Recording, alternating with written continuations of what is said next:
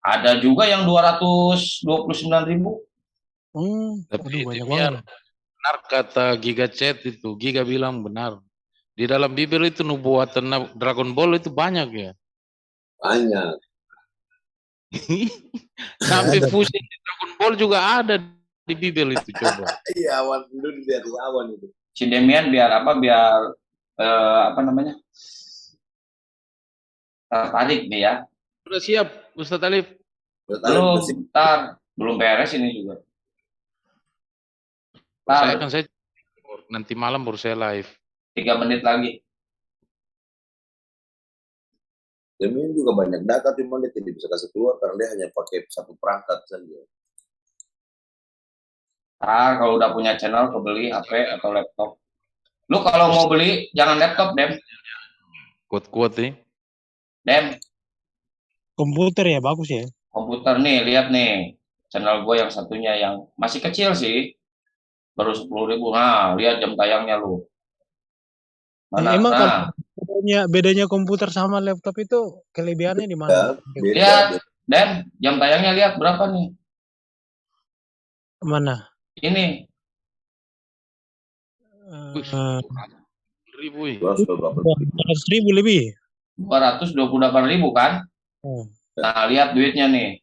Lu biar apa? Satu video itu ya duitnya nih. Biar semangat. Nah, ini mah miliaran bukan semangat. Tuh, satu video itu 4 juta, Dem. Jadi mau hapus ini? Ngarang lu. Kirain mau dihapus. Dem, debat open cam mau nggak, Dem? Aduh, saya kalau open cam mesti di tempat yang apa ya, saya rapi, terus tempat yang bagus gitu. Kalau open cam nanti jaringannya putus-putus. nggak putus, Bang. Di foto profil. Ini room udah dikunci belum?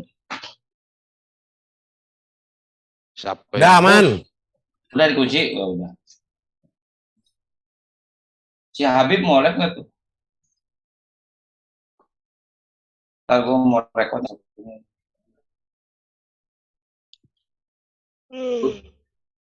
Gak usah pakai moderator ya, cuma bertanya doang si Demiannya. Iya. Soalnya bentar lagi gue mau ke pasar, mau beli sayuran. Ya, tadi bagus tuh pertanyaan dari pihak penghujat tuh, Dem. Tadi gimana Pak Abi deh, yang Sofiatul siapa gitu? Iya, Sofiatul itu kan ada kemarin nuduh bahwa Rasulullah itu ini udah mulai belum? Namanya bukan Muhammad. Belum. Tuh. Nanti sholat juga diangkat aja, Bang Abi, Bang Alif. Ya kita punya kesempatan jawab kan. Selama ini aku tunggu-tunggu mau jawab, nggak bingung, nggak ada yang nanya. Ya, ini bentar lagi ya, nih, gue hitung nih. Mau live ya? Dem udah siap belum, Dem? Siap. 3, 2, 1, live. Siapa duluan nih, Kang Alif apa saya nih? Demian saja bertanya. Oke, saya langsung pertanyaan ya. Kang Alif, saya sebenarnya punya banyak pertanyaan, tapi kita harus bahas satu-satu aja nih biar saya bisa nangkap, biar saya bisa ngerti lah. Nah, kalau kita baca di surah Al-Baqarah ya 186. Coba dibuka Kang Alif. Sebentar, Al-Baqarah 186. Bentar, saya sambil nutup tabnya ini kebanyakan. Saya siapin dulu ya. Al-Baqarah baru aja lah. Sebelum saya share screen. Biar nggak kelamaan nunggu. Saya nggak bisa coy. Bukan co-host. Co-host tolong share screen dong. Oh ya belum, share screen belum dibuka. Jadi co-host saja.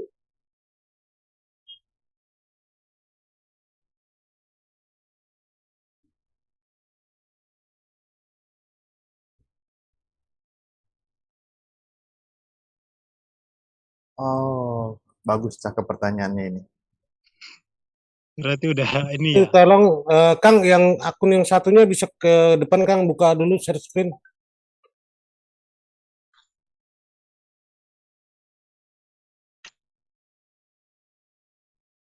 Lanjut dulu Bang Alif.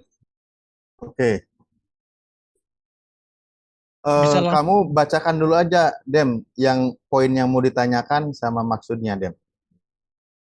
Yang mau ditanyakan dulu. Langsung ditunjuk aja dulu Kang Alif, biar kita baca dulu baru langsung saya kasih pertanyaannya. Belum bisa, belum bisa. Oke, ayat 100 berapa? Belum bisa dikasih. Bismillahirrahmanirrahim. Wa idza sa'alaka ibadi anni fa inni qarib ujibu da'watad da'i idadaan falyastajibu li wal yu'minu bi la'allahum yarsudun. Dan apabila hamba-hambaku bertanya kepadamu tentang aku, maka jawablah bahwasanya aku adalah dekat. Aku mengabulkan permohonan orang yang berdoa apabila ia memohon kepadaku, maka hendaklah mereka itu memenuhi segala perintahku dan hendaklah mereka beriman kepadaku agar mereka selalu berada dalam kebenaran. Ya itu, Ya, Dem. jadi kan poin di situ adalah Allah Subhanahu wa taala berfirman bahwa dia dekat dengan umatnya dan ketika umatnya berdoa kepadanya maka dia mengabulkan permohonan atau doa-doa umatnya kan. Nah, pertanyaan saya begini, saya selalu juga percaya kalau Tuhan itu kan Maha Kuasa. Tuhan itu kalau kita berdoa sungguh-sungguh dan kita hidup benar, pasti Tuhan itu menjawab permohonan kita apapun itu. Nah, pertanyaan saya adalah kenapa ada di dalam Quran itu ajaran yang mengajarkan kalau misalkan kita, misalkan ya, disakiti maka kita boleh melakukan hal yang sama begitu loh.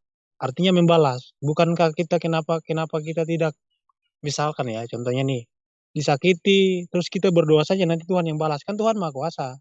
Gak perlu kita balas tapi Tuhan aja karena Tuhan Maha Kuasa. Tuhan itu seadil-adilnya penghakiman gitu. Yang bisa menghakimi dengan adil.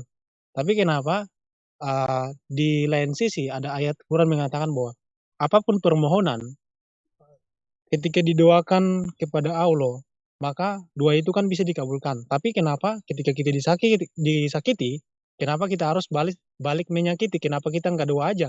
Biar Allah yang menghukum dia gitu. Oke, siap. Kita pahami dulu per ayat ya, per kata ya. Pertama begini, yang agar sama-sama, apabila hamba-hambaku, ini kepada siapa, Dep? Ku itu kepada Tuhan kan. Oke, jadi Allah berfirman, apabila hamba-hambaku bertanya kepadamu, kepada Nabi Muhammad kan, Hmm. tentang akunya ini siapa? Eh, Tuhan Allah. Oke, ya ketika dia bertanya, artinya pertanyaannya, apakah Tuhan itu dekat atau jauh? Apakah ketika aku berdoa kepada Tuhan, harus teriak atau harus pelan-pelan? Kan gitu konteksnya ya, kalau diilustrasikan, atau peristiwa ketika Rasulullah ditanya, maka suruh menjawab seperti apa? Nah, kan gini, ida sa'alaka apabila bertanya kepada engkau ibadi dari hambaku ani tentang aku yaitu tentang Allah, jawablah pak ini pak jawab namanya. Nah, sesungguhnya aku ini dekat. Jadi Allah itu dekat. Nah, sesungguhnya aku dekat, aku mengabulkan permohonan orang-orang yang berdoa apabila dia berdoa kepadaku. Uji budawa tadai idadaani. Jadi aku mengabulkan permohonan, permintaan orang yang berdoa ketika dia bermohon kepadaku. Konteks seperti ini yang jadi permasalahannya di mana? Segini dulu ya, sampai Ya, sini dulu. ya siap Kang Alif. Ayatnya ini kalau menurut saya Kang Alif ini tidak salah begitu loh. Dan saya Hmm, tidak apa namanya tidak menyalahkan ayat ini karena bagi saya pribadi Tuhan itu kalau kita sungguh-sungguh berdoa pasti Dia mengabulkan doa kita apapun pengabulannya. ya, Tapi yang jadi pertanyaan saya adalah di dalam Islam kan ada misalkan ya pengajaran bahwa kalau misalkan orang menyakiti kita maka kan kita punya hak untuk balik melakukan hal yang sama begitu. Nah pertanyaan saya kenapa tidak didoakan saja, biarlah Tuhan yang balas perbuatannya, perbuatan jahatnya kepada kita. Kenapa kita harus balas lagi? Kan Tuhan kita Maha Kuasa, tinggal doa aja. Nah, pertanyaannya seperti itu.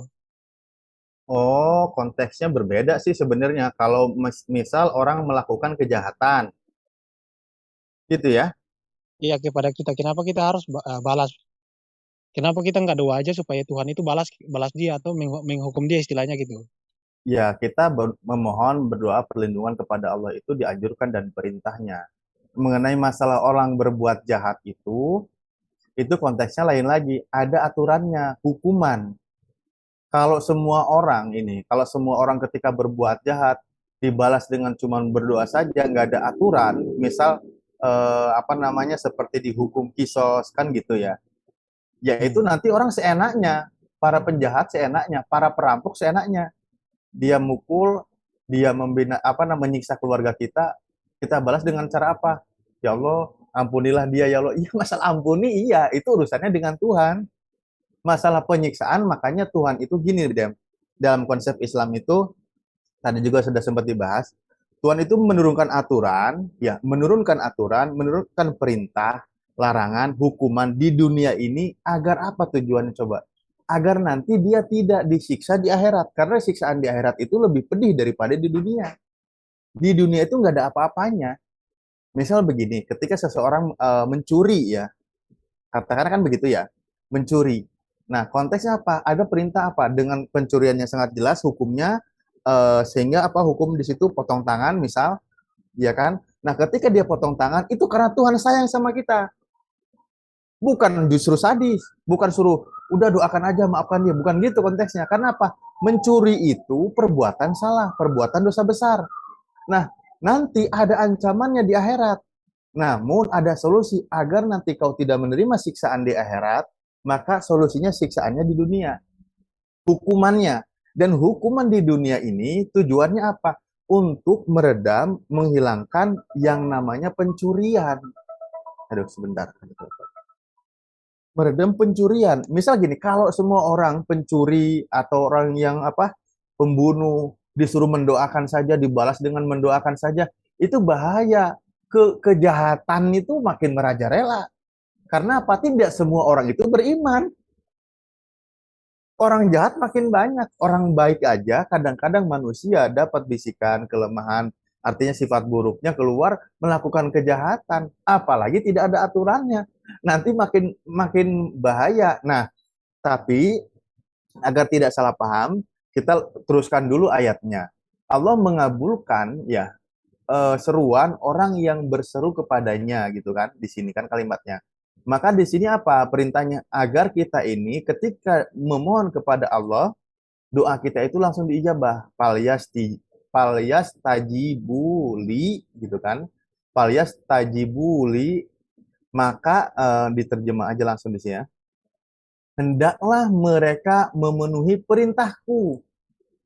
Palyas tajibu. Jadi ini kan kita ini mengikuti apa yang seluruh diperintahkan oleh Allah. Agar apa? Ya agar kita selalu diijabah oleh Allah. Ketika misal gini, saya memohon kepada Allah ketika ada kejahatan, misal bisa saja begini kan, dalam hal konteks ya Allah, justru doa orang soleh itu bahaya. Misal gini, para ulama itu doanya itu racun gitu kan. Maksudnya ketika terucap katanya itu bisa mencelakakan. Malah justru jangan sampai ucapan ulama itu terucap murkanya gitu loh. Orang-orang soleh dalam keyakinan kami ya, misal para wali atau apa. Kenapa? Dia orang itu yang palyas tajibuli wal minubi. Dia itu tergolong orang di sini nih. Orang yang memenuhi apa yang diperintahkan oleh Allah dan beriman kepada Allah dengan sungguh-sungguh. Tauhidnya kuat. Makanya ucapannya itu misal dengan kata Bismillahirrahmanirrahim aja itu orang dia mau ngebacok aja udah mental duluan, bisa mati kan gitu. Nah justru tidak, tapi konteksnya tadi kan melebar ke kasus yang lain-lain kan. Nah pada prinsipnya deh masalah disuruh berdoa itu kan doa itu ada konteksnya, kejahatan itu ada hukumannya. Justru kalau manusia tidak diterapkan kejahatan aturan itu malah berbahaya, bisa-bisa merajalela. Karena apa? Orang bisa cenderung melakukan kejahatan, toh nggak ada hukuman. Buktinya aja, hukum dunia aja sekarang ada penjara. Tujuannya apa? Untuk meredam kejahatan gitu. Nah, agar doa kita mudah dikabulkan oleh Allah, maka konteksnya apa? Palyas tajibuli. Maka dia harus memenuhi seluruh apa yang diperintahkannya. Artinya dia bertakwa, tidak melakukan dosa sedikit pun, dan memang dia beriman kepada Allah. La'allakum yarsudun, agar kamu atau agar mereka lahum selalu berada dalam kebenaran. Ya udah, kalau orang selalu dalam kebenaran, misal para wali, para ulama atau para nabi lah, kita konteksnya yang sudah konkret aja ya. Ketika dia berdoa memohon sedikit pun, kalau minta binasakan orang ini, ya binasa semua. Mudah diijabah doanya gitu loh. Justru kalau para nabi itu menahan doanya untuk mengadab umatnya. Dia menahan.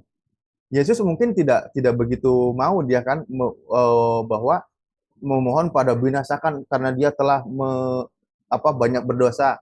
Begitu juga Nabi Muhammad ketika dia sedang berdakwah, orang-orang itu banyak melempari batu, banyak apa sehingga keluar darah, giginya rontok dan sebagainya ketika berperang. Nah, kenapa dia nggak langsung berdoa aja mohon binasakan? Padahal bagi Allah mudah ketika dia memohon binasa itu. Bahkan waktu Nabi kami sedang berdakwah, dilempari batu, malaikat Jibril menawarkan bantuan. Apakah kamu tidak mohon aja kepada Allah agar diminasakan orang umat ini sekejap mata binasa habis tersapu bersih? Justru Nabi malah menahan. Justru dia tidak mau mengeluarkan doanya. Bahkan dia berkata, jadi lupa kalimatnya. Robbi, ya Tuhanku, ampuni mereka karena mereka tidak tahu gitu. Saya jadi lupa nih doanya. Kurang lebih begitu. Ya Allah, ampunilah mereka karena mereka tidak tahu gitu. Doanya justru mengampuni mereka, bukan suruh binasakan. Karena apa? Sekali ucap aja habis itu orang. Begitu. Kan Yesus juga begitu kayaknya. Iya, betul Kang Alif. Kalau soal yang doa Yesus. Nah, ini berarti setiap perilaku jahat, maka dia harus dihukum sesuai dengan perilaku dalam Islam. Nah, tapi gini Kang Alif, ada beberapa orang atau di dunia ini kan tidak ada yang adil. Misalkan saya kasih contoh ya, kalau ada seseorang dia punya power, dia punya kuasa, dia misalkan sebagai tentara misalkan. Terus kemudian dia karena dia itu jenderal misalkan ya, dia punya pangkat dan dia punya yang sangat luar biasa. Nah, ketika dia menyakiti orang misalkan ya, atau dia melukai orang, kadang-kadang orang yang dilukai itu tidak bisa mendapat keadilan begitu Kang Ali. Jadi di dunia ini kan kalau diterapkan hukum pun hukumnya nggak adil. Ada orang yang bisa dihakimi, ada juga orang yang tidak bisa dihakimi. Nah, jadi bagaimana nasib orang-orang seperti itu? Kalau misalkan setiap perilaku harus dihukum, setiap perilaku harus dipancung atau dilakukan seperti yang tertulis aturan-aturannya di dalam Islam. Lantas bagaimana dengan orang yang tidak mendapatkan hukum gitu loh, keadilan hukum gitu kan? Karena yang tadi orang yang punya power ini, punya kuasa ini, karena dia punya kuasa, karena dia kuat misalkan, sehingga orang yang itu terintimidasi dan kemanakah dia akan mengadu gitu loh. Itu kan pastinya dia tidak akan mendapat keadilan kan. Nah, kalau misalkan di ayat yang tadi Kang Alif bacakan bahwa setiap permohonan kan bisa dikabulkan, bahkan para ulama saja ketika mereka mengucapkan kalimat pasti doanya itu dikabulkan. Para nabi pun seperti itu. Nah, kalau misalkan seperti itu, kenapa jika ada orang melakukan kejahatan, ya doa aja begitu loh. Maksudnya doa kepada Tuhan supaya Tuhan yang menghukum dia.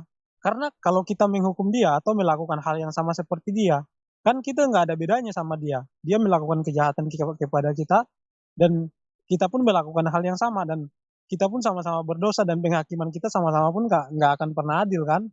Jadi kenapa tidak berdoa supaya Tuhan saja yang menghukum dia, karena penghakiman Tuhan itu lebih adil.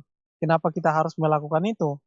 Nah, pertanyaannya seperti itu, karena kan seperti contoh-contoh yang tadi saya berikan kan, ada orang yang ternyata tidak mendapatkan hukum yang adil. Nah, itu kasus-kasus seperti itu gimana Kang Alif? Untuk orang yang seperti itu dia mendapat keadilan. Oke. Terima kasih. Saya cuma lagi teringat bahwa kalimat doanya saya yang tadi ya, doanya begini, Allahumma hdi qaumi fa innahum la ya'lamun, bahwa ketika Nabi Muhammad SAW mendapat penganiayaan dari kaumnya, dia bukan mendoakan untuk membinasakannya, justru malah, ya Allah, berilah petunjuk kepada kaumku karena dia tidak tahu. Itu yang tadi saya lupa ya, saya cuma ingatkan lagi. Nah, dalam konteks Islam itu, ajarannya Dem, sebenarnya sangat lengkap, sangat lengkap. Bagaimana konteks tentang hukuman-hukuman, aturan-aturan, baik itu dalam masalah sosial kan atau kenegaraan dan lain sebagainya, kriminal, istilahnya pidana atau perdata itu ada aturannya tertulis.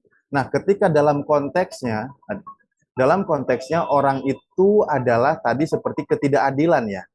Nah, Nabi kami itu menegaskan begini memang, ada satu keterangan.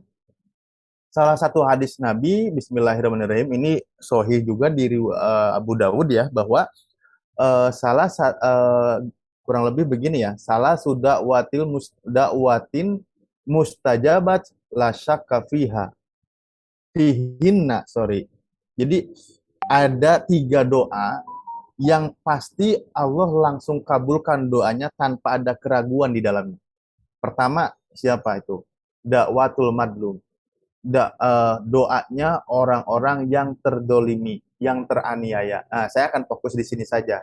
Dari 3 seperti doa musafir, dan ada beberapa doa yang lain ya.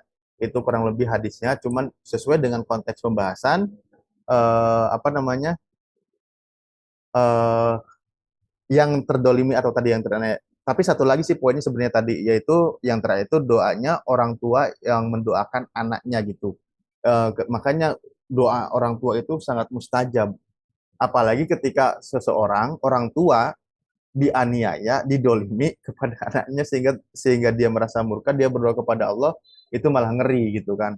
Nah, ini di dalam konsep keadilan, seseorang yang terdolimi karena pengaruh, misal dia tertindas, dia posisinya di bawah, tidak berpengaruh, tetapi tidak ada unsur keadilan, maka dalam konteks di Islam itu, ketika dia berdoa, apa yang dia minta itu mustajab, dikabulkan oleh Allah. Makanya hati-hatilah ketika para pemimpin menindas rakyatnya, mendolimi rakyatnya.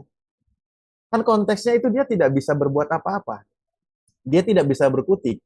Mau melawan nggak bisa, mau berbuat sesuatu nggak bisa. Dengan cara apa dia akhirnya? Karena dia teraniaya dengan cara berdoa. Makanya senjatanya orang beriman itu adalah doa. Nah, ketika orang itu teraniaya atau terdolimi, maka dia itu tidak ada keraguan dalam masalah diijabahnya, terkabulnya. Makanya hati-hati ketika engkau mendolimi seseorang, orang itu merasa sangat terdolimi secara hukum syar'i ya, lalu dia berdoa kepada Allah, mending doanya itu yang baik-baik. Yang berbahaya itu ketika mendoakan yang buruk, misal kecelakaan atau apa dan sebagainya, itu Allah kabulkan. Nah, tapi dalam konsep Islam itu karena memang doa itu senjata, ada yang baik. Dia kembali lagi, misal salah satu kisah nih, Dem. Ini menarik juga ya, sebagai kisah inspiratif juga. Bagaimana termasuk tadi ya, doanya orang tua kepada anaknya.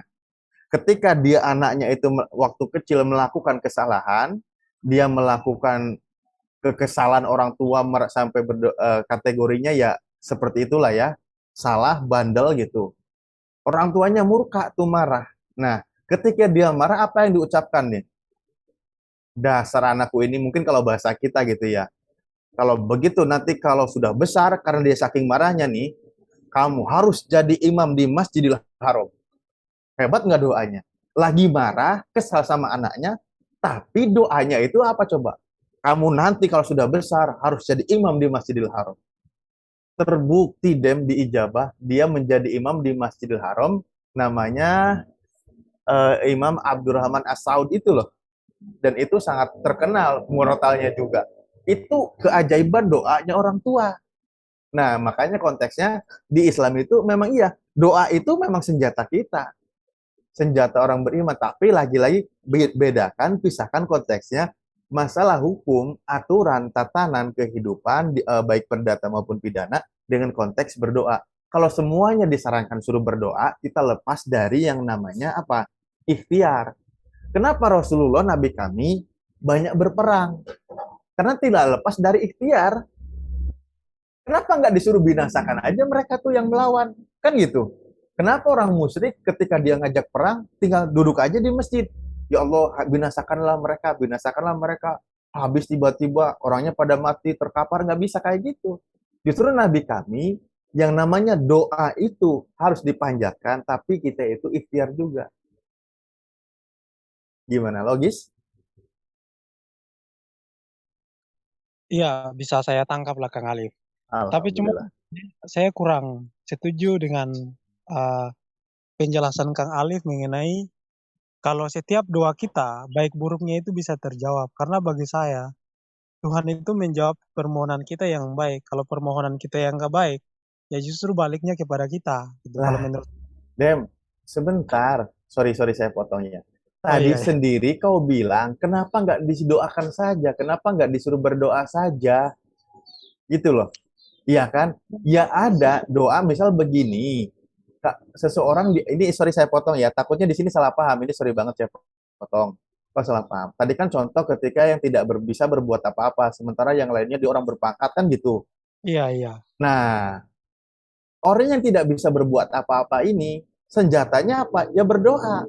Justru kalau dia orang yang beriman, orang-orang yang berpengaruh, orang kuat ini, dia itu takut mendolimi orang yang teraniaya.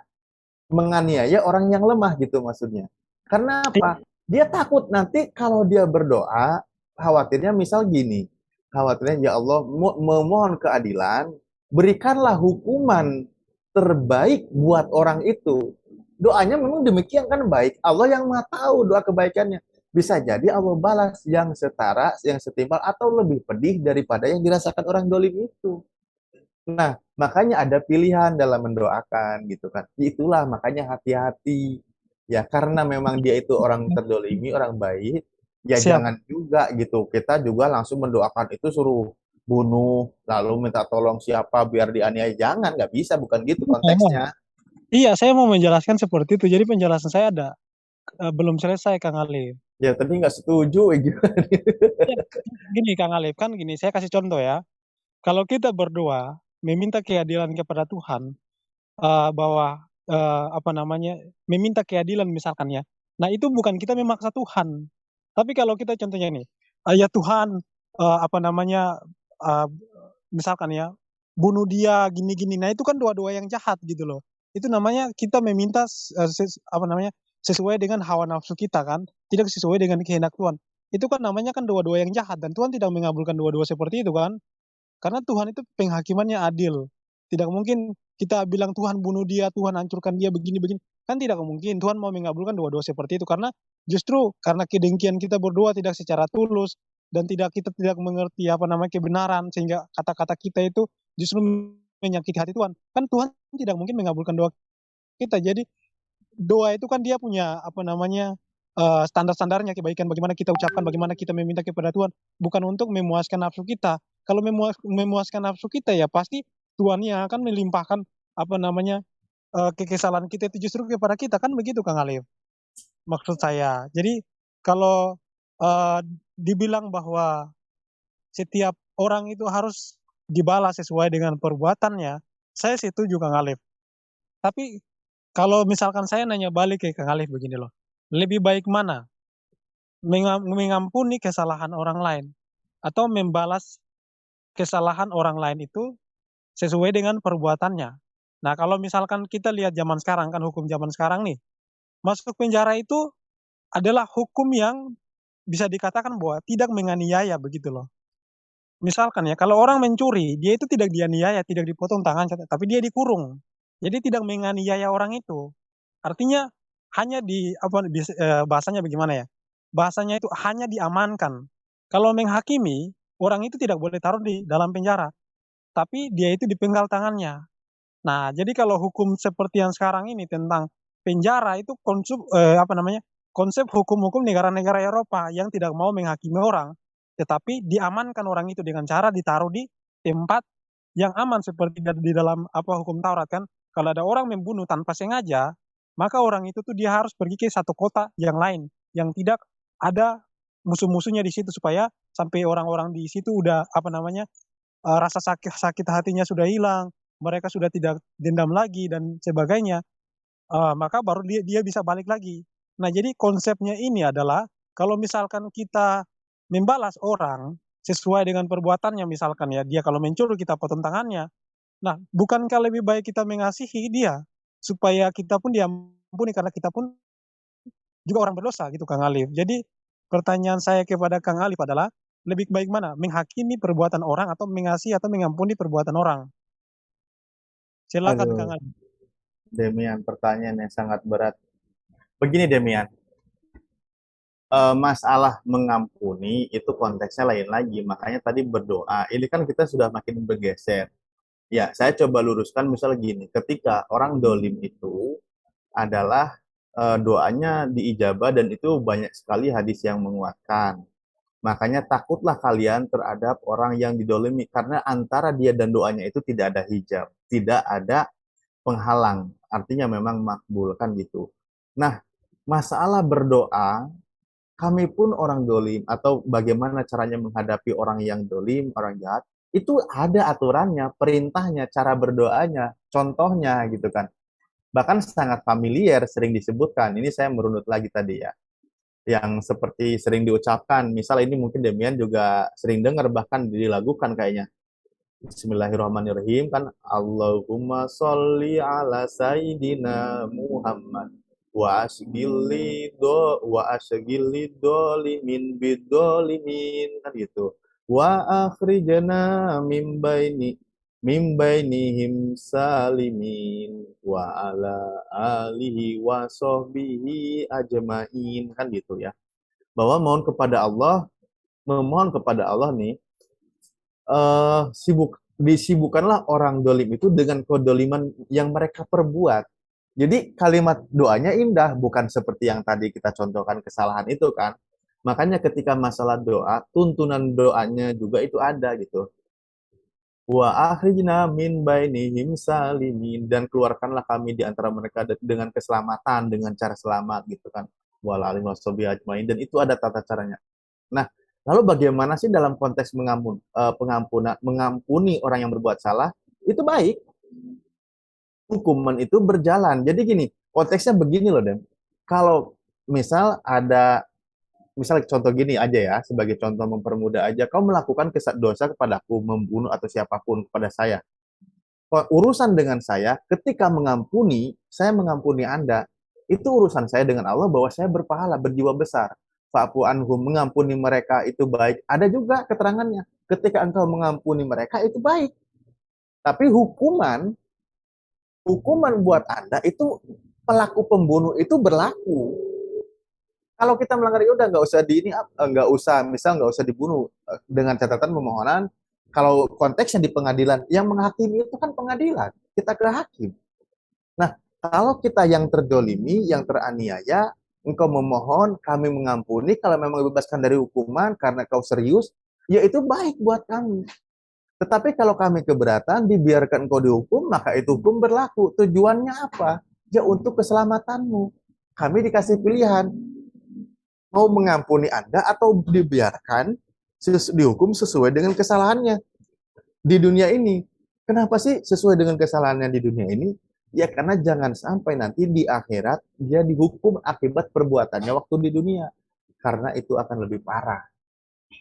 Begitu. Di kami ada tuntunannya, Demian. Iya, siap Kang Alif. Nah, kalau gitu pertanyaannya berkembang ini ya.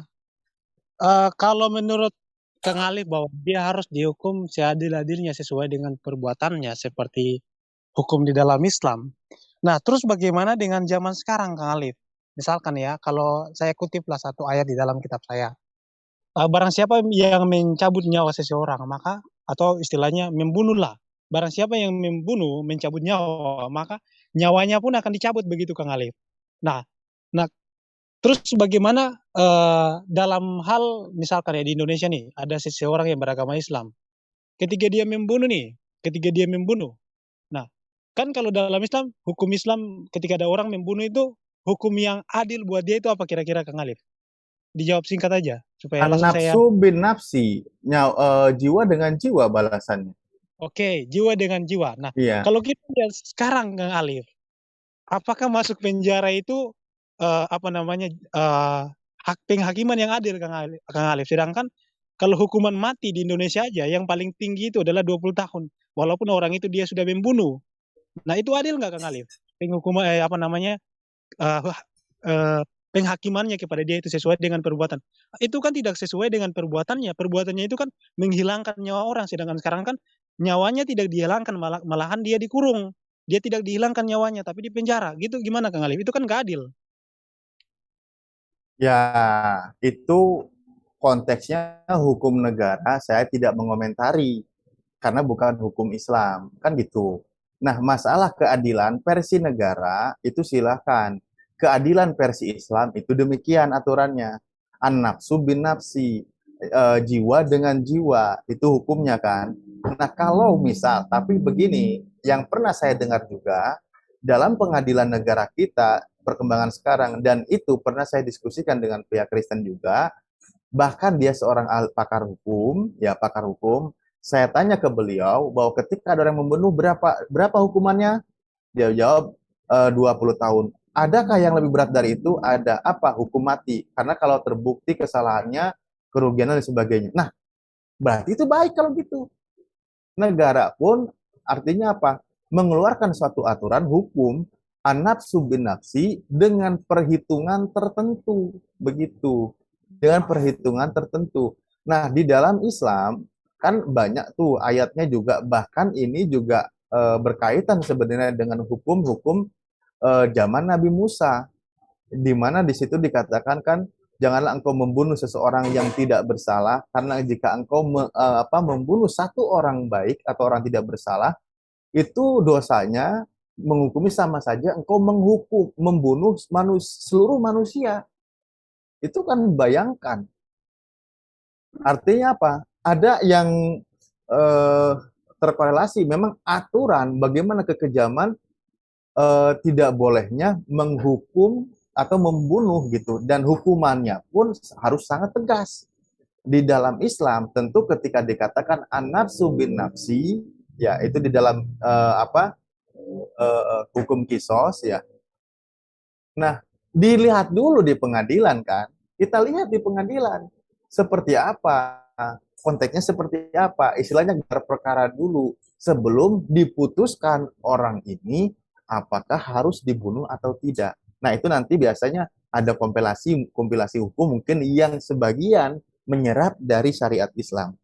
Jadi begitu, itu keadilan. Justru hukuman kisos ini, misal membunuh orang yang dibunuh ini, tujuannya untuk apa sih? Untuk kehidupan. Lakum fil qisasil hayat, itu ada di Al-Baqarah ayatnya ya, kalau kita cari bahwa buat kalian semua di dalam hukum kisos itu ada kehidupan. Tujuannya membunuh orang, hukuman dibunuh orang yang membunuh, tujuannya apa? Untuk memelihara kehidupan manusia. Kenapa? Ya karena yang membunuh pun akan mikir dua kali, takut. Karena apa? Saya membunuh orang, nanti hukumannya saya dibunuh. Itulah hebatnya hukum Islam. Makanya agar terpelihara nyawa seseorang, maka janganlah membunuh, dan hukumannya nanti akan dibunuh sesuai dengan keadilan kan. Karena apa? Orang akan mikir, takut dia membunuh orang gitu. Ada mengenai masalah mengampuni, ayat bagaimana ketika dia diputuskan, itu ada di surah Al-A'raf juga. Boleh yang lain dulu, saya ada telepon kayaknya penting dari tadi, saya mute dulu ya.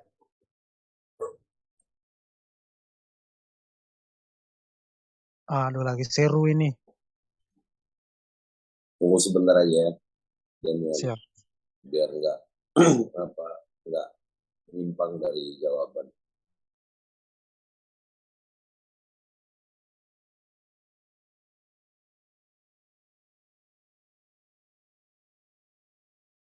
Tadi ayat 186 ya. Demian. Iya. 86. Al-Baqarah. Tapi keren juga ya, Demian bertanya setelah baca berarti. Karena apa? bisa diceritakan. Bilang mau bertanya kepadamu, berangkat dari situ dengan bisa bikin pertanyaan keren. Sebenarnya ini juga ada kan banyak ya, kalau di Bible tuh banyak kan tentang berdoa dan akan diampuni atau akan dipenuhi, itu banyak kan demikian ya. Iya, banyak. Ya, makanya Cuman, berkorelasi. iya, kalau di Kristen itu, kalau misalkan ya ada orang berbuat jahat untuk memelihara hidup sesama manusia ya, misalkan dia dipenjarakan supaya dia tidak membunuh orang lain lagi kan. Tapi kalau untuk menghakimi orang atau istilahnya kalau dicabut nyawanya, maka orang itu harus dicabut nyawanya. Nah, itu tidak boleh. Kenapa? Karena mau dia melakukan kejahatan sebesar apapun, itu itu apa namanya, Oh, berarti hak dia. Tapi berarti kan untuk pertanyaannya demikian tadi, eh, semua orang boleh berdoa apa saja, tapi tidak boleh berdoa yang mendatangkan mudarat bagi orang lain. ya Gitu. itu poin, apa namanya, Korelasinya. iya, itu kolerasinya dan itu satu poin, tapi kan ada beberapa poin di sini kan. Ya, ya. Jadi kan kalau misalkan contoh ya, kalau di dalam kekristenan nih, eee, setiap orang yang berbuat jahat itu kan nanti kan dia mempertanggungjawabkan perbuatannya di akhir zaman. Jadi kita nggak perlu menghakimi, nanti aja dia mati terus di akhir zaman pasti kan setiap orang kan mempertanggungjawabkan perbuatannya atau dosanya, baik orang yang membunuh itu, baik orang yang dibunuh itu, jadi semua manusia kan. Nah, cuman kan ada perbedaan konsep di dalam Islam itu kan, orang itu harus dihukum sesuai dengan perbuatannya. Masalahnya kan kalau Seperti kisos, iya, pembalasan seperti kisos. iya, Nah, makanya tapi ada pedoman ya, pedoman di Islam itu, kalau nggak salah itu dia pasti di suratnya itu Anisa, tapi nggak tahu ayat berapa ya. Tapi intinya pokoknya setiap seruan buat orang-orang yang beriman gitu kan, itu urutannya harus mentaati. Pertama ya dia taati Allah, itu urutan hukumnya gitu loh. Taati Allah, terus taati Rasulullah gitu kan, baru kemudian pemimpin. Nah, jadi taati hukum yang Allah beri, yang dibawa oleh Rasulullah, baru kemudian taati ulil amri atau pemimpin, ya kan. Di antara siapa, di antara kita hidup ini gitu loh. Nah, kemudian jika ada apa ya, ada silang pendapat gitu kan tentang hal apa aja, maka tempat kembalinya adalah kembali ke Al-Quran sebagai bentuk hukumnya, lihat di sana. Terus yang kedua kembali kepada sunnah. Sunnah ini yang kamu biasa pasti sering dengar itu hadis, ya kan. Hadis itu kan jumlahnya banyak sekali, demikian. Maka kembali juga lihat dari literasinya dari sana yang berurusan dengan hukum itu.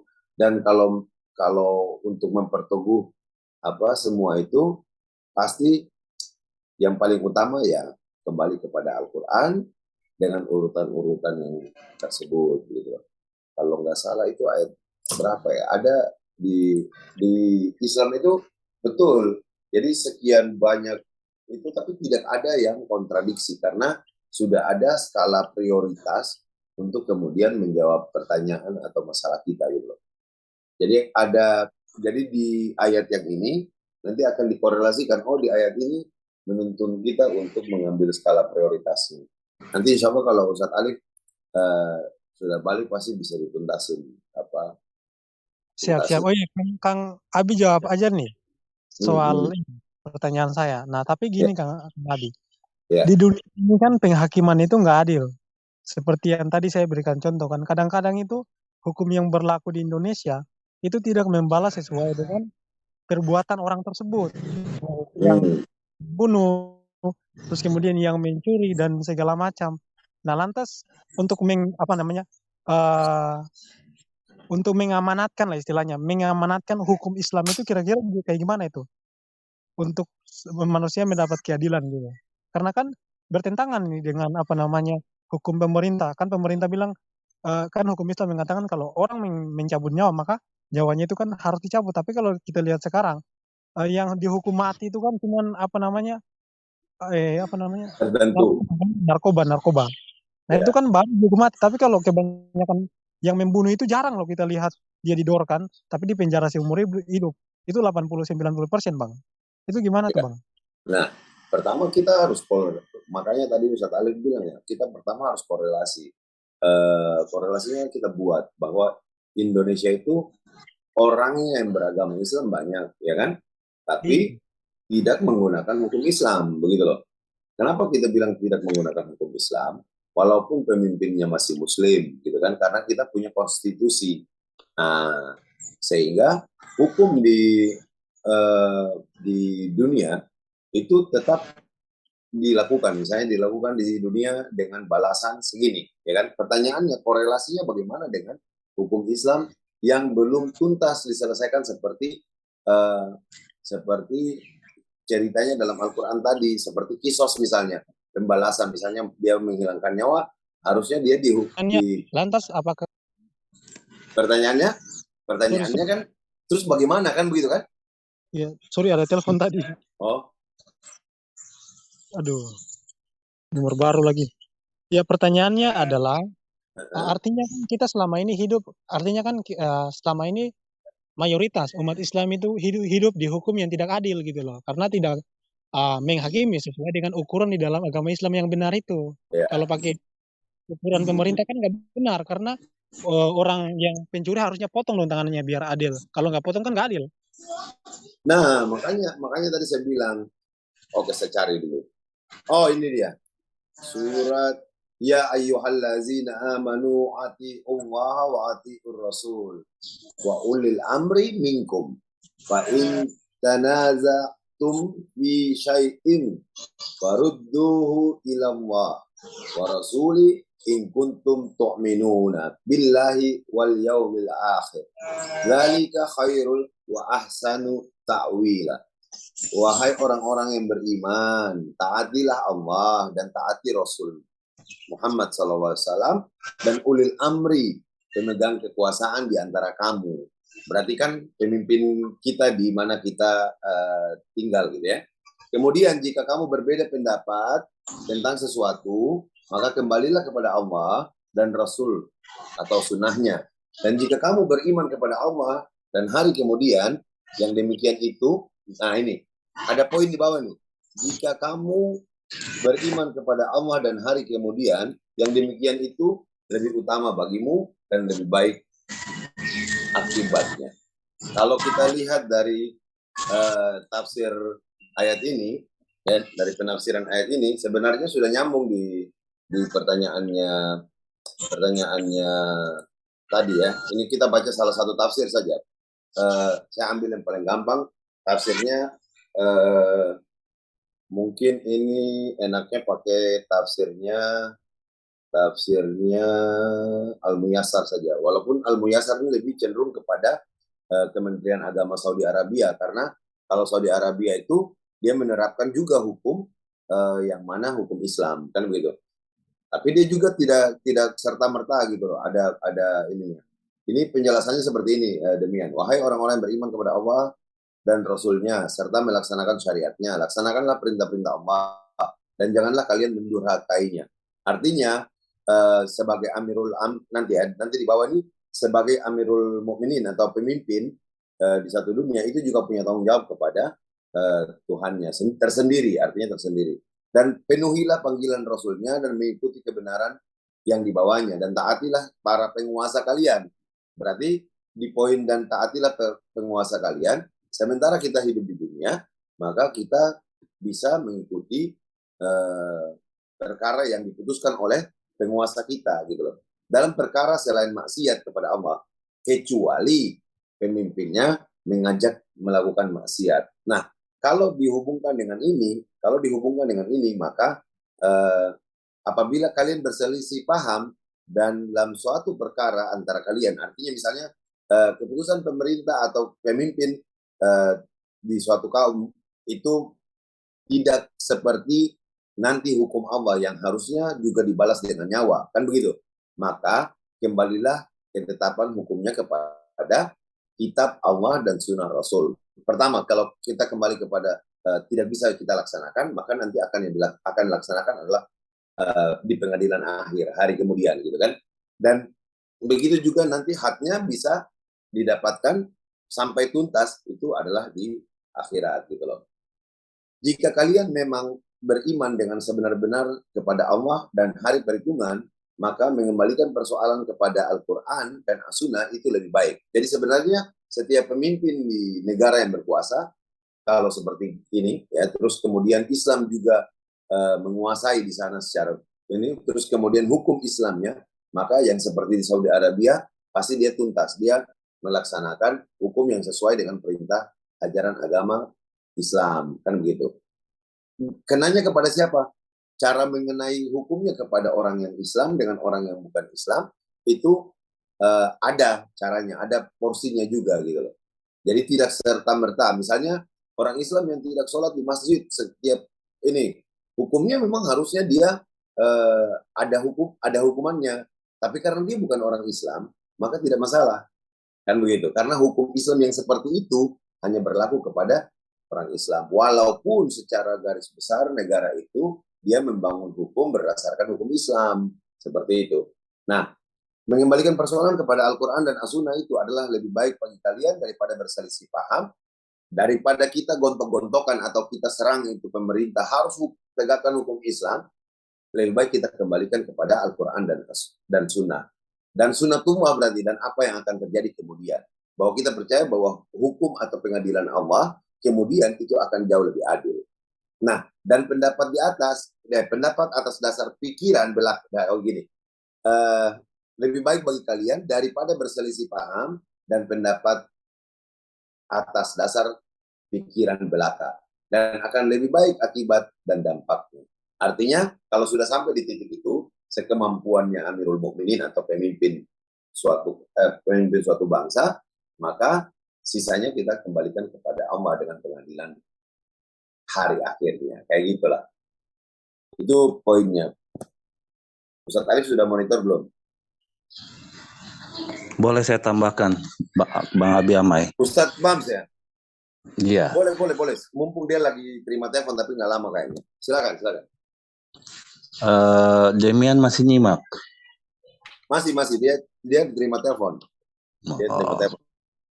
Jadi pada dasarnya dalam surat An-Nisa ayat 59, atiullah wa atiur rasul wa ulil amri minkum, ada 3. Yang pertama itu mentaati hukum Allah, yaitu yang diajarkan melalui syariat Islam. Kemudian pelaksanaannya dilaksanakan oleh para rasul, termasuk baginda Rasulullah SAW. Aturan Islam itu fleksibel, karena syariat Islam itu mengandung pada hablum minallah dan hablum minanas, yaitu aturan dari Allah dan aturan untuk manusia, dan manusia itu sesama manusia itu sendiri juga bisa. Ditambah lagi kalau hukumnya aturan dari Allah itu udah saklek untuk dulu sebentar ya. Kalau aturannya dari Allah, hukum Islam itu harus dilaksanakan bagi negara yang menganut syariat Islam.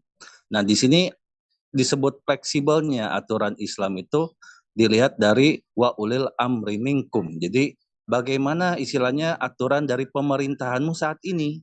Kalau pemerintahnya ada KUHP, ada aturan istilahnya aturan membunuh. Nah, Islam ini mengikuti aturan negara. Inilah kehebatan Islam gitu. Tidak harus menegaskan harus Islam tok. Di sini juga di Islam, terutama di Indonesia, mengutamakan Bhinneka Tunggal Ika, berbeda-beda tetapi tujuan. Kenapa? Karena konsepnya atiullah wa atiur rasul wa ulil amri minkum itu, yaitu mengikuti aturan negara tersebut. Jadi Islam itu fleksibel. Salah satu contoh mengenai aturan negara, tidak pernah ada istilahnya kontradiksi dengan aturan agama, karena agama sudah membebaskan menurut aturan negara itu tersebut, tertera dalam surat An-Nisa ayat 59. Bagaimana perhitungannya? Jadi hakim yang adil bagi Islam itu yaitu Allah itu sendiri.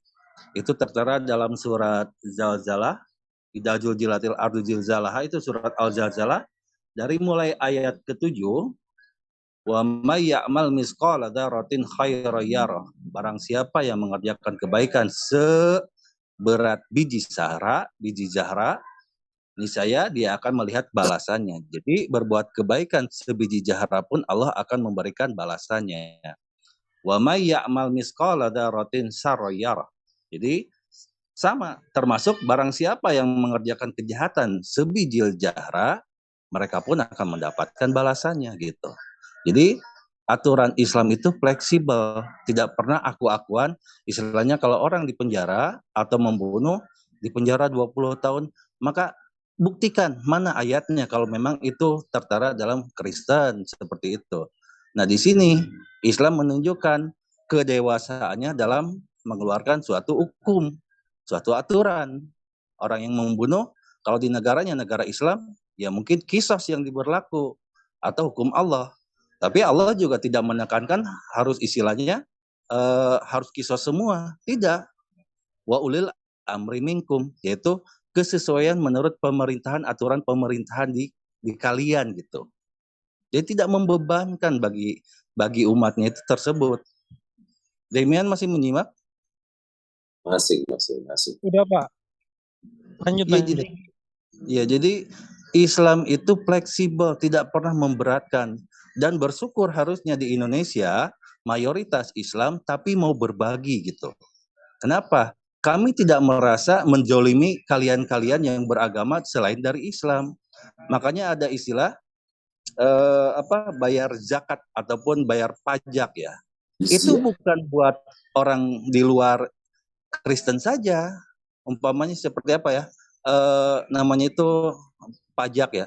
Jadi orang Islam pun sama dipungut pajak. Kalau sudah menerima pajak, pajak tersebut akan digunakan untuk jalan, untuk pendidikan, dan digunakan untuk bersama-sama. Jadi jangan salah berpikiran kalau umpamanya negara Islam mengambil pajak dari orang yang non-Islam, kemudian seolah-olah diperas. Bukan, orang Islam pun sama diminta pajaknya untuk pembangunan bersama dan hidup bersama-sama.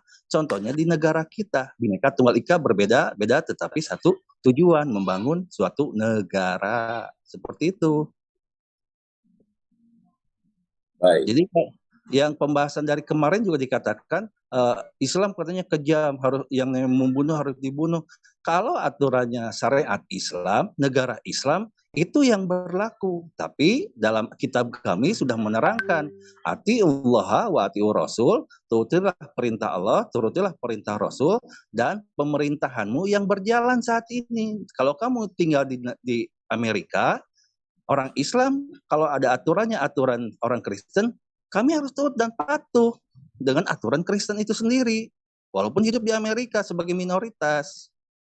Tapi kalau kami hidup di negara besar seperti di Indonesia, mayoritasnya Islam, kami tidak semena-mena, tidak boleh semena-mena gitu. Tetap harus bersama-sama, yaitu mengikuti aturan kenegaraan Indonesia yang disebut Undang-Undang Dasar 45 berasaskan Pancasila, Bhinneka Tunggal Ika, berbeda-beda dengan satu tujuan. Islam itu mantap, hebat gitu, mengikuti, nggak pernah memaksakan orang lain. Jangankan aturan negara, untuk masuk ke Islam aja, la ikraha fiddin, tidak boleh ada paksaan. Bisa dipahami,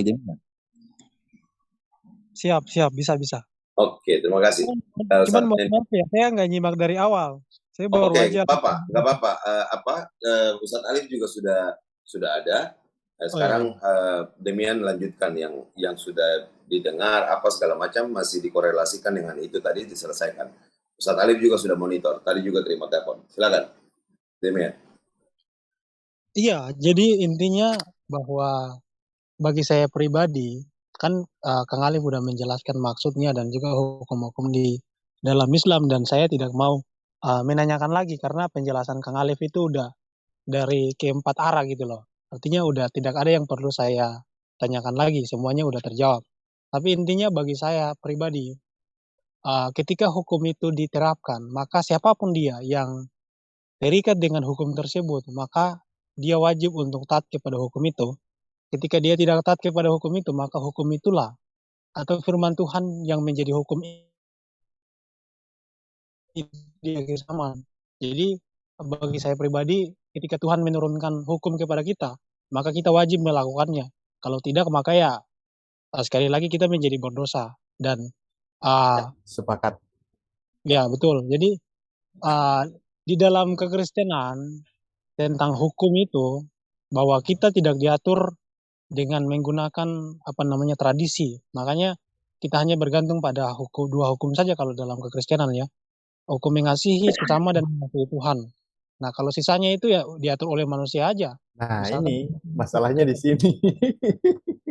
ya, karena dua hukum itu sudah melengkapi hukum yang kita jalankan di 2000 tahun yang lalu ataupun di zaman sekarang ataupun yang dijalankan oleh orang Yahudi. Jadi hukum Kristus itu dia berlaku di Indonesia yang hukumnya berbeda dengan hukum Malaysia ataupun negara-negara manapun. Karena dua Coba hukum deh. itu tapi banyak hukum. Kalau di dalam Kristen seperti gitu Kang Alif, tidak terikat dengan hukum yang secara daging atau lahiriah gitu. Seperti yang tadi Kang Alif jelaskan kan. Kalau mau penghakiman dengan adil, maka penghakimannya orang mencuri harus dipotong. Nah, itu namanya ini mirip seperti hukum Taurat begitu loh. Dan Yesus tidak pernah melarang orang untuk melakukan menghakimi orang ya. Tetapi kita sebagai orang berdosa ya, mending kita saling mengasihi aja. Nanti Tuhan yang akan menghakimi di akhir zaman. Ya mungkin seperti itu Kang Ali. Gimana Silakan. sih sebagai orang berdosa saling mengasihi? Mau saling ngasih dosanya maksudnya? Mengampuni Kang, bukan mengasihi dosa. Ketika masalah tadi kita kepada aturan Tuhan diatur, ya betul sepakat. Cuman ya ketika itu memang diakui atau tidak. Kalau dikatakan bahwa seperti hukum Taurat, ya memang kita ini masih terkorelasi, wahyunya sama dari Tuhan yang sama gitu loh. Wahyu bersumber dari Tuhan yang sama. Makanya ketika Nabi Isa alaihissalam itu waqafaina ala asarihim, dia itu memperkuat, meneruskan yang ada di hukum Nabi Musa. Kalau di kalian itu menggenapi, bukan menghilangkan, kan gitu.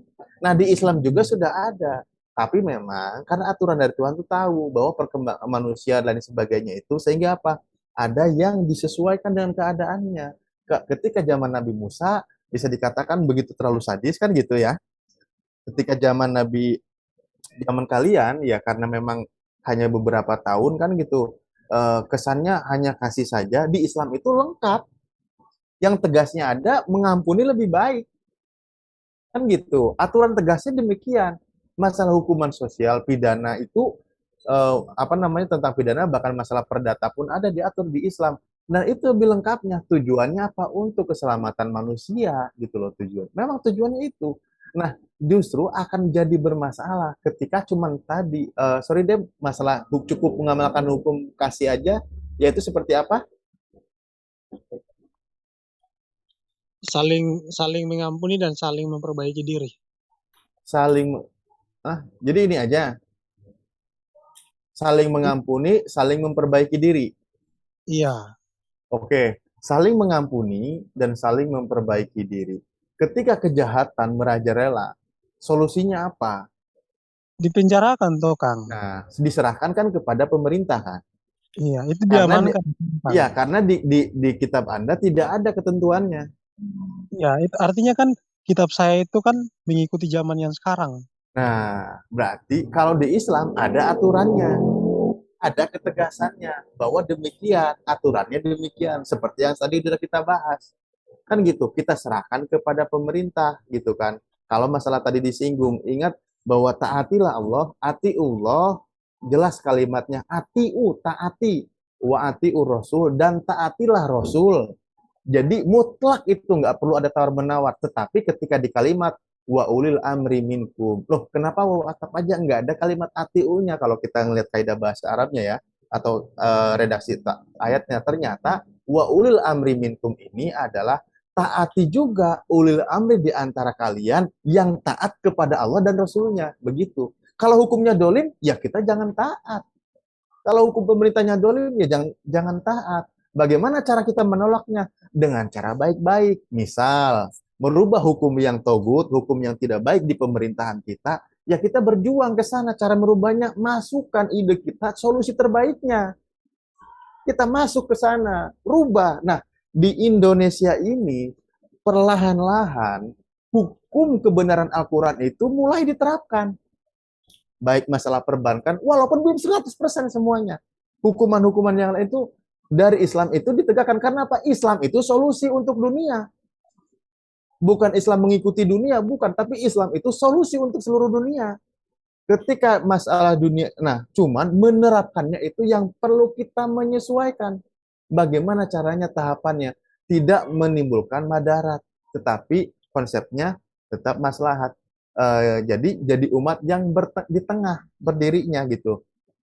Bagaimana cara kita menerapkan tanpa menyakiti, kan kurang lebih begitulah. Itulah hebatnya di Islam, solusi terbaik kemaslahatan. Bakal terap nggak, tegak nggak 100%? Bakal, kami percaya.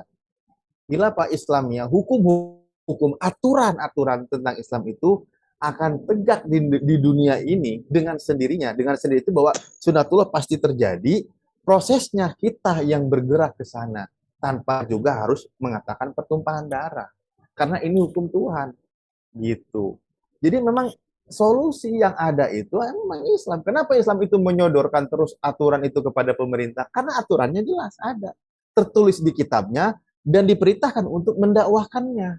Tujuannya apa? Untuk kebaikan bersama. Untuk kemaslahatan umat. Begitu aturannya di Islam. Siap, Kang Alif. Mana lagi tadi pertanyaan? Tapi kan Kang Alif, kalau misalkan penjelasan Kang Alif seperti itu, artinya kan kebenaran itu tidak bisa diukur-ukur lagi. Bahwa begini yang penghukuman yang paling benar, atau dipenjarakan adalah hukuman yang paling benar. Padahal dua hukum itu adalah hukum yang berbeda dan satunya bisa dikatakan tidak adil, yang satunya dikatakan adil. Nah, apakah nilai kebenaran itu tergantung daripada nilai-nilai hukum yang berlaku, walaupun hukum itu sebenarnya nilai kebenarannya itu tidak sebanding gitu loh, atau nilai kebenarannya itu cuma setengah-setengah begitu. Oke, di dalam Islam itu kan ada kaidah namanya ketika masalah berjuang, penegakan. Pertama masalah kebenaran itu al-haqqu min rabbik fala takunanna minal mumtarin. Jadi kebenaran itu datangnya dari Tuhanmu. Janganlah kamu ragu. Janganlah kamu tergolong orang-orang yang ragu, kan gitu. Nah, ketika ada sesuatu diterapkan tidak sesuai dengan kebenaran yang Tuhan tuntunkan, maka yang Tuhan, yang Allah lihat itu kepada hambanya itu perjuangannya, bukan hasilnya, ikhtiarnya kita. Jadi Allah itu melihat apa yang diperjuangkan, diusahakan oleh kita. Saya lupa lagi beberapa keterangannya. Jadi ketika masalah ada itu belum Perjuangan sesuai. kayak gimana Kang Alif? Maksudnya perjuangan untuk menegakkan hukum Islam gitu. Iya, contoh begini, Lah makanya terus umat. kalau gitu gimana nasib orang-orang yang sudah puluh-puluh tahun hidup di bawah hukum yang gak adil itu, gimana Kang Alif nasibnya? Ya serahkan kepada Allah. Yang menegakkan hukum itu hukumannya ya Allah tahu. Ketika bagaimana orang itu dolim, serahkan itu hukumannya nanti. Oh, Makanya aduh. di Islam itu hukumannya berat. Iya, pemimpin itu hukumannya berat. Makanya kalau orang mulai berlomba-lomba ingin menjadi pemimpin, ini bermasalah gitu nanti. Orang mah pada ketakutan, ini malah berlomba-lomba. Nah, tapi beda lagi. Kembali kepada niatnya lagi. Ketika bagaimana hukum ini ditegakkan, keadilan ini ditegakkan, hanya mungkin istilah bahasanya kan kadang berbeda. Tidak menggunakan istilah-istilah syariat Islam, tetapi sebenarnya syariat ini sudah diterapkan perlahan-lahan. Nah, misal ketika umat Islam berjuang di legislatif, di mana dan sebagainya, agar apa? Undang-undang kebenaran sesuai dengan, pertama, istilahnya gini, tidak berlawanan baik secara hukum sosial, hukum masyarakat, juga dengan hukum Tuhan, hukum Al-Quran. Itu sesuai kok gitu loh. Bagaimana tentang masalah halal haram, bagaimana tentang masalah hamar dan lain sebagainya. Karena yang jelas tegas aturannya itu kan di Islam. Makanya kami berjuang bagaimana itu bisa diterapkan, jadilah orang yang di sana.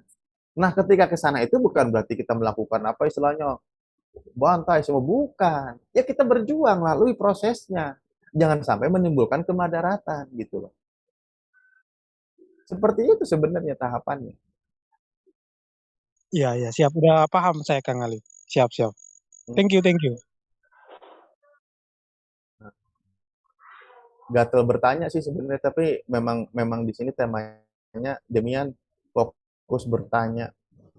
sampai lemas. Oh gitu Terusin, ya. terusin.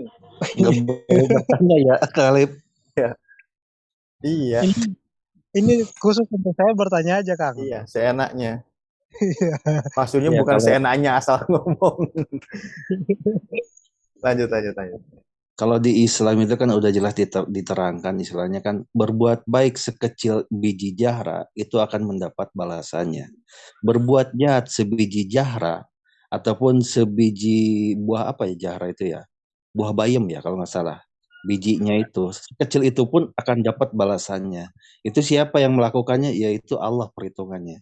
Salah satu contoh, kalau umpamanya Demian membunuh, itu sama aja diibaratkan menempelkan paku ke dalam pintu.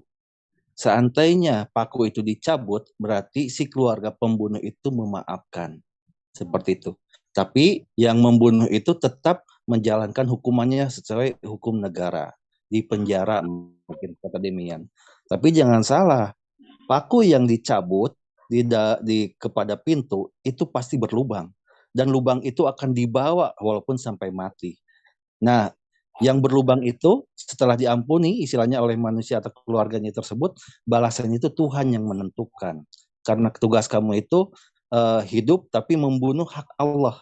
Hak membunuh itu istilahnya hak Allah. Tapi kalian istilahnya salah satunya itu membunuh. Nah itu urusan dengan Allah ada perhitungannya. Jadi jangankan dosa membunuh itu dosa yang besar dihitungnya. Kita mengambil uang 1.000 istilahnya dari orang lain juga disebutnya dosa kecil, tapi ada balasannya apalagi membunuh gitu. Di kami itu semuanya ada aturannya. Kalau udah tahu istilahnya berbuat baik dan berbuat dosa istilahnya sekecil apapun akan ada balasannya, itu untuk membuat jerak supaya manusia itu tidak melakukan dosa. Seperti itu aja. Gampang gitu. Tapi sekarang dikalian coba. Di Demian, kalau umpamanya ada orang yang berjinah, apa hukumannya? Ada nggak? Hukumannya adalah dia tanggung sendiri nanti di akhirat, Pak. Itu kalau di Enggak. dalam Iya di Kristen. akhirat gitu ada nggak lihatnya seperti itu? Di Ada kitab lah ada kan itu di ada.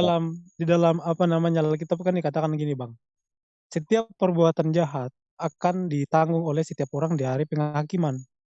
Setiap artinya kalau kata setiap itu mau dosa bersinahan atau apapun dan sebagainya. Sebenarnya kita pun punya hak untuk menghakimi orang yang bersinah, Bang. Tapi Yesus mengatakan begini, Korelasinya dengan pengampunan gimana? ah, Korelasinya dengan dosa sudah dihapuskan gimana? kolerasinya dengan dosa dihapuskan adalah ketika kita percaya kepada Yesus dan kita bertobat, Bang. Itu kolerasinya tentang pengampunan dosa.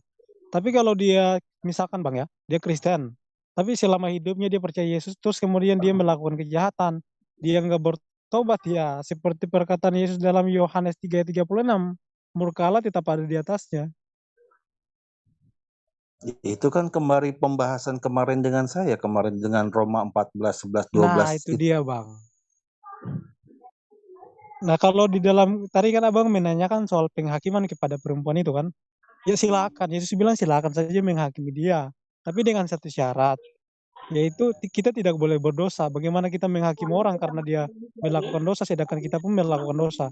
Dia melanggar hukum, kita pun melanggar hukum. Tidak ada orang yang bisa melakukan hukum agama itu dengan sempurna, nggak ada.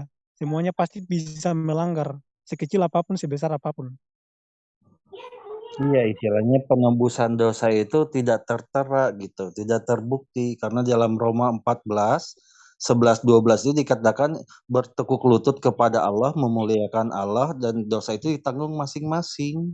Penebusan dosa itu bukan Tuhan datang mati di kayu salib terus kita suci, bukan seperti itu, Bang. Penebusan dosa itu adalah ketika kita berharap bahwa kita akan diampuni di hari kelak, yaitu mendapat hidup kekal. Artinya, dosa-dosa yang kita lakukan di masa muda kita, di masa sebelum kita bertobat dan kita sudah bertobat, kita percaya dosa-dosa kita itu akan diampuni di hari penghakiman. Itu konsep penebusan, Bang. Jadi yang Yesus tebus itu adalah upah daripada kematian kekal, bukan upah daripada daging kita yang sudah berdosa ini. Iya, Karena karena kebanyakan tadi orang kan, temanya kata Gimana? Kata Bang Alif tadi, Ustadz Alif kan dikatakan Demian yang bebas bertanya, istilahnya. Jadi aku cukupkan bertanya sampai di sini aja kepada Demian. Kenapa kalau saya lanjutkan itu ntar larinya itu ke relasinya itu bisa berlalu Matius 7 ayat 21 23, ntar larinya itu ke Matius ayat 23, ayat 2 ayat 5 ayat 17, bisa ngerembet gitu. Jadi silakan aja Demian untuk mengetahui tentang Islam Oh ya, aja. siap, siap. Silakan Demian yang bertanya. Ini satu pertanyaan aja tapi udah berapa jam ini, Alif?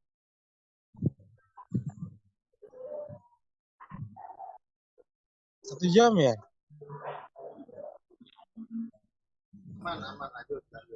Oh iya, saya satu pertanyaan lagi Kang Alif. Masih kuat Kang Alif? Nantang ini.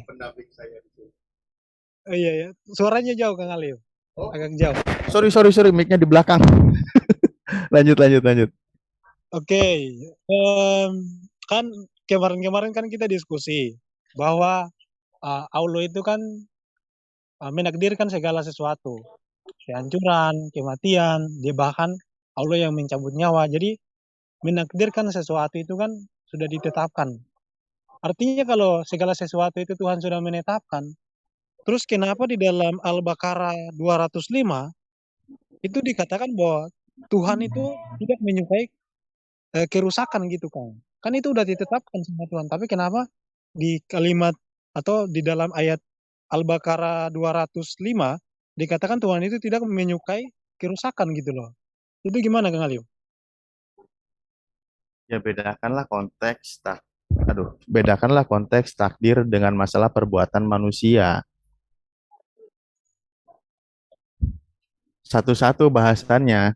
Oh iya, Tapi oke. masalah bahasan tentang masalah ketentuan takdir atau bagaimana Tuhan yang Maha berkuasa itu jangan dicampur dulu. Di situ konteksnya semua sudah dipahami dulu gitu.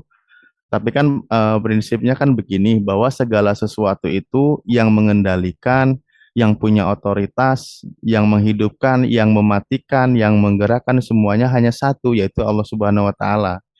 Itu pada prinsipnya kan. Nah, ketika manusia itu berbuat sesuatu, kan dikasih pilihan, dikasih nafsu kan untuk melakukan berbuat sesuatu sesuai dengan yang dia ingini, itu dia berbuat. Tetapi Allah itu nanti apa? Yang mengizinkan peristiwa itu terjadi. Kalau Allah tidak mengizinkan peristiwa itu terjadi, ya tidak akan terjadi. Karena yang punya otoritas terjadinya sesuatu itu hanya Allah saja. Ini kaitannya nanti dengan hukum tauhid gitu. Bagaimana bahwa kita itu yakin hanya Allah saja. Ketika Demian makan, mengangkat tangan, itu Allah yang menggerakkan Anda mengangkat tangan. Kalau Allah tidak mengizinkan, bisa saja Anda baru mengangkat sendok, langsung setruk. Nggak bisa gitu. Nah, artinya maksudnya di situ. Nah, peristiwa itu manusia dikasih keinginan, nafsu tadi kayak gitu, cenderung kepada kejahatan, perbuat kerusakan dan sebagainya. Allah tidak menyukai itu. Allah membiarkan peristiwa itu terjadi karena apa? Kedoliman mereka, dan banyak ayat perintah dinginnya. Kalau semuanya, misalnya semua dengan kehendak Allah semuanya berbuat baik, waduh, langsung ditegur, langsung Allah tegur, berbuat langsung Allah tegur. Ya konteksnya nanti seperti umat-umat terdahulu. Orang-orang berbuat jahat langsung disapu bersih, jebret. Allah nggak suka kayak gitu. Orang-orang berbuat jahat dibinasakan, dihabisin lagi. Nah, karena saking sayangnya kepada manusia ketika berbuat jahat, nggak langsung diadab. Allah cuma bilang, janganlah melakukan wala tufsidu fil ardi ba'da islahiha kan gitu, atau banyak beberapa ayat, jangan, innallaha la yuhibbul mufsidin, sesungguhnya Allah tidak menyukai orang-orang yang membuat kerusakan gitu. Itu ada diingatkan kayak gitu. Jangan sampai murka Allah itu datang. Tapi ingat juga bahwa doharo pasada fil bari wal bahri bima kasabat aydinas itu kan. Jadi nampak kerusakan di daratan dan di lautan itu akibat apa? Ulah manusia. Hakikatnya Allah mengizinkan peristiwa itu terjadi. Dan Allah tidak menyukai itu terjadi. Tapi karena ulahmu itulah Allah izinkan peristiwa itu terjadi. Nanti kau akan terkaget-kaget kalau memang ketika Tuhan tidak mengizinkan langsung ditampakkan waktu itu juga. Saya bilang makanya begini, ketika Demian umpamanya gini, yang namanya pergi ke mana ya, ke bar minuman, Tuhan itu nggak suka, murka melihat itu. Nah, karena kamu punya keinginan kuat, kamu datang. Tuhan mengizinkan peristiwa itu terjadi. Bisa saja Tuhan itu ketika mau menyelamatkan seseorang, peristiwanya tidak terjadi. Cuman biasanya tidak keluar dari segi kaidah, misal hukum syariat, bannya bocor atau apa dan sebagainya. Justru malah akan ngeri ketika peristiwa itu tidak terjadi, tiba-tiba ada yang gaib menahan kamu nggak bisa jalan atau jalan ke sana muter terus nggak nyampe-nyampe. Lucu kan jadinya gitu. Itu nggak bisa kayak gitu, bukan gitu konteksnya. Jadi ketika kamu melakukan kejahatan, peristiwa itu terjadi, kau yang melakukannya hakikatnya Allah yang mengizinkan karena engkau diberi pilihan untuk melakukan berbuat sesuatu. Dan ketika itu perbuatan jahat, Allah kasih tahu bahwa ini jahat, ini kejahatan. Dan Siap. banyak Timbul diingatkan. pertanyaan lagi. Oke, kalau gitu timbul pertanyaan lagi Kang Ali. Hmm. Allah yang mengizinkan dan di lain sisi Allah tidak menyukai kerusakan. Nah, pertanyaannya adalah apa alasan sehingga Allah mengizinkan? Bukankah Dia berkuasa untuk membatalkan perbuatan buruk manusia itu? Kan Dia berkuasa nih untuk membatalkan supaya manusia itu tidak melakukan itu. Kan Dia Maha Kuasa, Dia bisa melakukan itu. Tapi kenapa alasannya apa sehingga Dia membiarkan, padahal di lain sisi itu Dia tidak suka melihat kerusakan gitu Kang Ali. Ya Allah biarkan peristiwa itu terjadi. Allah biarkan peristiwa itu terjadi dalam izinnya. Izin itu bukan berarti Allah meridhoinya gitu. Karena apa? Kau berbuat. Jadi ini, karena Allah menurunkan konsep syariat di dalam hidup ini. Allah sendiri yang memberikan aturannya. Kalau Allah tidak menjelaskan aturannya, baru ada pertanyaan lain. Misal begini, ketika seseorang kan gini, contoh, innallaha la yughayyiru ma biqaumin hatta yughayyiru ma bi anfusihim. Allah tidak merubah keadaan suatu kaum sehingga kaum itulah yang merubah dengan cara dirinya sendiri. Diserahkan ikhtiarnya, usahanya kepada kamu. Allah yang biarkan peristiwa terjadi. Nah, di dalam masalah perubahan ini, kamu mau kemana arahnya? Mau ke arah lebih baik atau ke arah lebih buruk? Artinya kalau dalam perjuangan, misal begini sekarang kita contoh, kamu pingin kaya, kamu berusaha, niatnya kamu berubah. Ya udah Allah izinkan, berikan itu, peristiwa itu terjadi. Tetapi kalau memang istilahnya kamu ingin merubah sesuatu, tapi mengandalkan Allah saja, itu juga nggak bisa. Konsepnya nanti dibalikan. Kalau memang ya sudah Allah memberikan semua rezeki karena memang Allah semua yang meletakkan, akhirnya apa? Kamu juga menjadi berdiam diri. Ngapain gua capek-capek kerja? Tahu udah diatur sama Tuhan. Ngapain saya harus cari makan? Ngapain saya harus makan? Kalau sudah Tuhan takdirkan mati, mati aja. Walaupun orang lagi makan tetap mati. Nanti menjadi orang yang apa istilahnya? Qadariyah. Kayak Siap. gitu. Bahaya itu konsepnya. Nanti bermasalah. Makanya Tuhanlah yang maha menentukan. Tugas kita itu berusaha. Nah, masalah jalan berusaha ini sesuai yang Tuhan inginkan, berusahalah ke arah yang lebih baik. Karena nanti itu menuju kepada keselamatan. Jangan berusaha ke jalan kesesatan. Nanti kau akan celaka gitu loh. Konteksnya di situ. Tugas kita itu di usahanya itu, ikhtiarnya. Berusaha bagaimana kita mau kemana arahnya gitu. Bukan menuntut masalah takdirnya, bukan. Tugas kita itu dengan takdir itu menerima. Karena yang namanya menerima keputusan Tuhan itu tergolong orang yang beriman. Kalau menuntut takdir justru dia itu orang yang diragukan imannya gitu loh. Karena yang namanya kan wal yu'minu bila beriman kepada qada dan qadarnya Allah, ketetapan Allah, takdirnya Allah, khairi wa syarihi minallahi ta'ala. Baik dan buruknya peristiwa itu terjadi, itu datangnya dari Allah Subhanahu wa taala. Dan ingat bahwa dari Allah itu semuanya baik. Yang pandangan buruk itu dalam pandangan manusia. Karena manusia itu banyak tidak tahunya, makanya tidak boleh nuntut. Yang diperbolehkan, yang disuruh itu fantasiru fil ardi wabtagu min fadlillah. Kalian bertebaran di muka bumi, berikhtiar dan lain sebagainya. Tugas kita itu kayak gitu aja terus. Nyari, tugas gitu ikhtiar.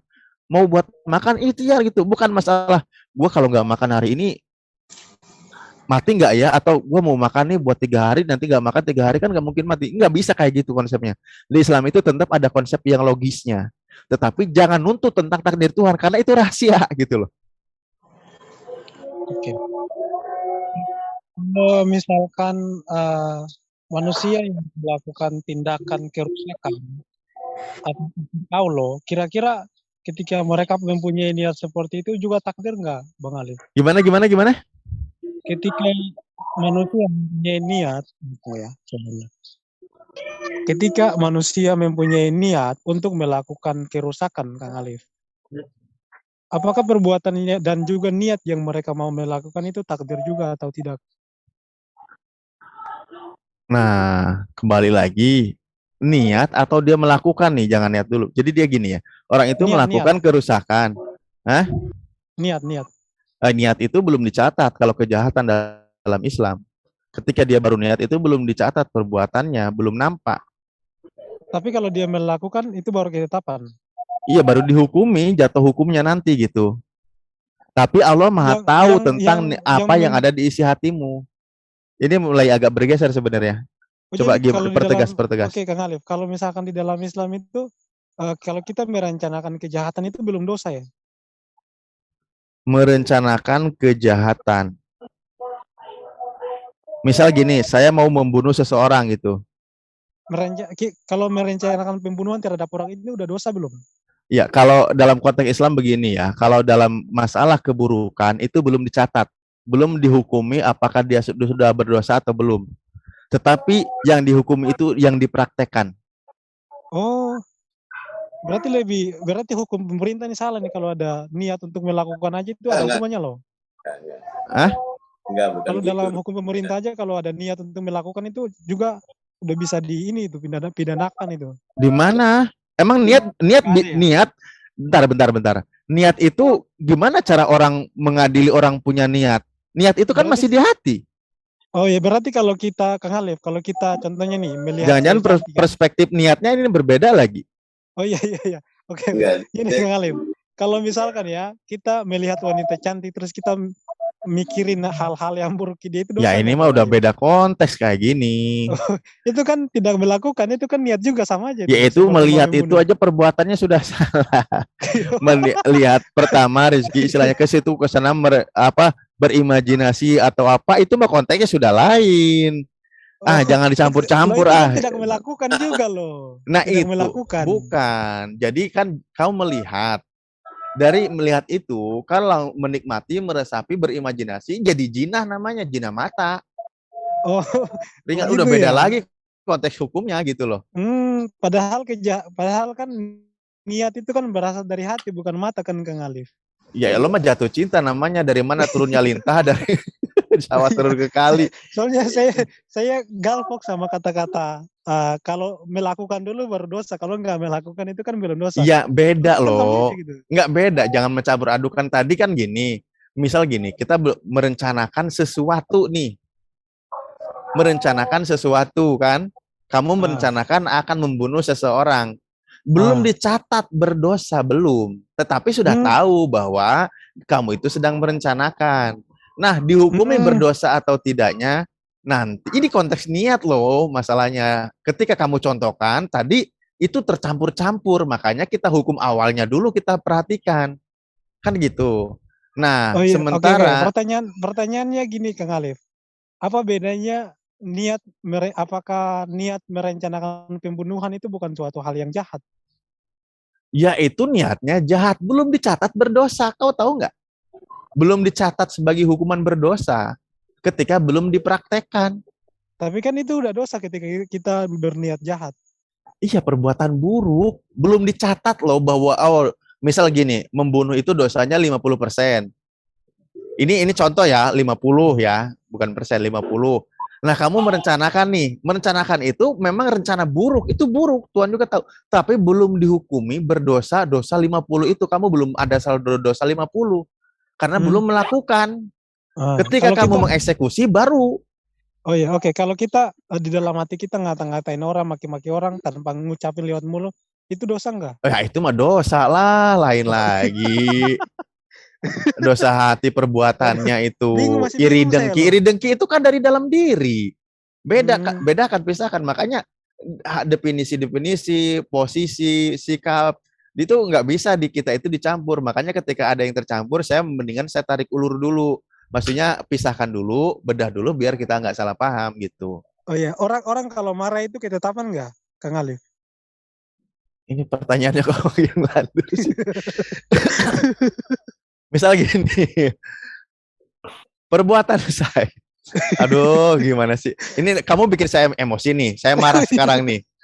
Ya kan? Oh ya, maaf, maaf, maaf. Iya, enggak, ini lagi nyontoh loh. Kamu kan nanya, lagi nyontoh, bukan saya lagi marah.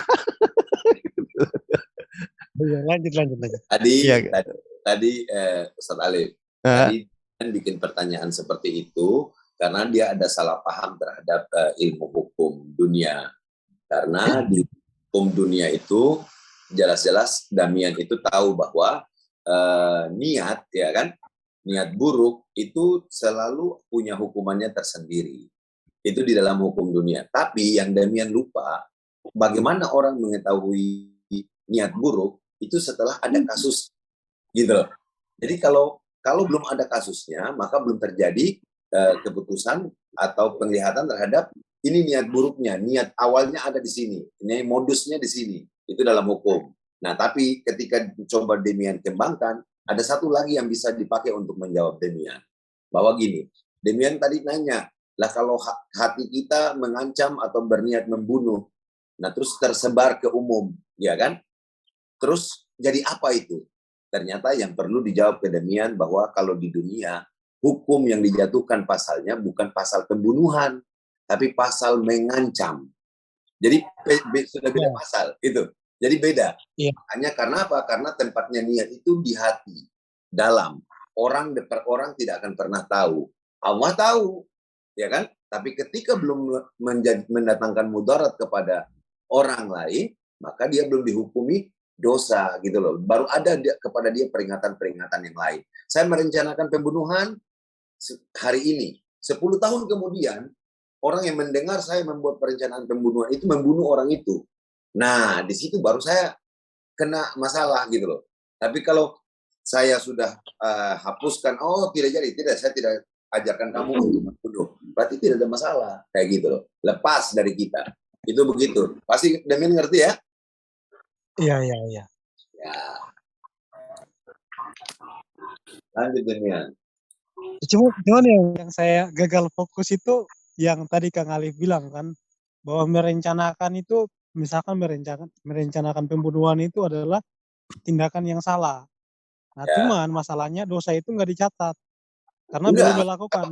Kalau Padahal sudah itu kan terjadi, jahat. Tapi ya, kalau sudah terjadi di lain- pasti tercatat dong. iya, tapi di lain sisi ketika kita maki orang itu pun juga kan tidak tercatat, dan itu pun termasuk buruk. Kenapa yang satunya dicatat, yang satunya nggak dicatat? Niat Saya itu di gagal. dalam hati, memaki itu pakai mulut. Gimana sih, beda lagi Demian ini. Bisa, Lanjut. loh Bang. Saya Itu bisa ini. memaki orang di perdalam hati saya. Dosanya, Bisa loh, kita bisa memaki orang di dalam hati kita loh. Dosanya bukan kepada kita melakukan moral maki-makian, itu bukan. Tapi dosanya kepada hasad, kepada masalah hati kita. Jadi sama dengan di dunia meniru itu, gitu loh. Karena belum dapat diketahui, belum dapat dihukumi, maka hukumannya berbeda. Lebih kecil memang. Tapi itu awal mula daripada dosa yang dia dapatkan daripada hasad. Coba Ustaz Alif jelaskan. Karena itu hukumnya beda. Hukumnya dia dapat dosa, tapi hukumnya beda. Ya iyalah, itu konteksnya dia kan konteksnya kepada ayat ijtanibu minadon, menjauhi tentang masalah berburuk sangka atau apa. Nanti konteksnya masalah iri hati, membenci, itu penyakit hati. Nah, nanti konteksnya dia akan menjadi keras hatinya, jauh daripada kebaikan. Nanti biasanya ada ekspresi kayak gitu, mencaci maki seorang dalam hati. Konteksnya belum kepada orang lain, tetapi itu untuk diri sendiri karena kamu sudah melakukan perbuatan seperti itu, gitu loh. Sebelum Demian berangkat ke pertanyaan berikut, Demian, mungkin dibedakan sedikit. Sebenarnya kalau menurut kita orang Islam, bahwa setiap agama manapun itu mengajarkan banyak hal yang baik. Oke? Tapi kemudian bagaimana cara mengajarkannya? Di Islam itu sampai hal perintilan, hal yang paling kecil pun diatur berdasarkan runutannya, gitu loh. Makanya kamu pasti pernah dengar ada rukun Islam, ada rukun iman, ya kan? Nah, di situ ilmu cabangnya berbagi-bagi lagi. Sampai di hal-hal kecil teratur. Tapi kalau cara pengajaran dalam kacamata kita melihat kepada orang Kristen, itu nggak, banyak hal yang kecil-kecil itu ada, tapi tidak diajarkan, gitu loh. Bahkan kadang tidak dimengerti oleh orang-orang Kristen itu sendiri bahwa itu adalah bagian hukum yang harus diajarkan, gitu loh.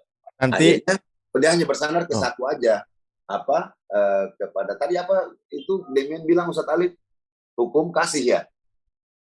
Iya. Ah, Dua akhirnya hukum jadi Kristus, Bang. kayak gitulah kira-kira. Sebenarnya sama, ada pasti. Tapi di Iya, hal-hal oke. Saya nggak mau bahas lagi, saya udah paham. Oke. Nah, saya lanjut yang tadi ya, Kang Alif. Oke. Ketika Tuhan mengizinkan kerusakan itu terjadi, seakan dia tidak harus membenci kerusakan itu, karena kan hal itu terjadi kan karena dia yang mengizinkan juga, Kang Alif. Seharusnya kan nggak usah membenci. Bukan membenci kerusakannya, orang yang membuat kerusakan, bedakan dong. Coba dibuka ayatnya dulu, Kang Alif, coba. Saya nggak. Wala tufsidu fil ardi ba'da islahiha, itu ada di surah sebentar. Al-Baqarah Ada Al-Baqarah sama satunya Al-An'am kalau nggak salah. Al-Baqarah ayat berapa? Yang cepat aja. 205. Bentar. Sama tadi ya, nanti ya 205. Nanti gini deh, kalau kamu mau pelajaran yang lengkap tadi masalah cabang-cabang iman itu di Islam itu ada namanya 77 cabang iman, sya'bul iman ya. Itu lengkap pelajarannya itu bagaimana tentang hukum. Nah, mungkin saya nggak tahu ya nanti terhubung dari masalah tentang seperti 10 hukum dan 600 nggak nyambung lah. Nggak usah. Nggak nyambung. Nanti takutnya ribet. Berjalan pertanyaan. 205 itu ini loh, apabila berpaling dari engkau, dia berusaha untuk berbuat kerusakan di bumi serta merusak tanaman-tanaman dan ternak Allah tidak menyukai kerusakan. Ini wa min salima yu'ajibuka qauluhu bil hayati dunya. Dan di antara manusia ada yang saya share screen aja lah.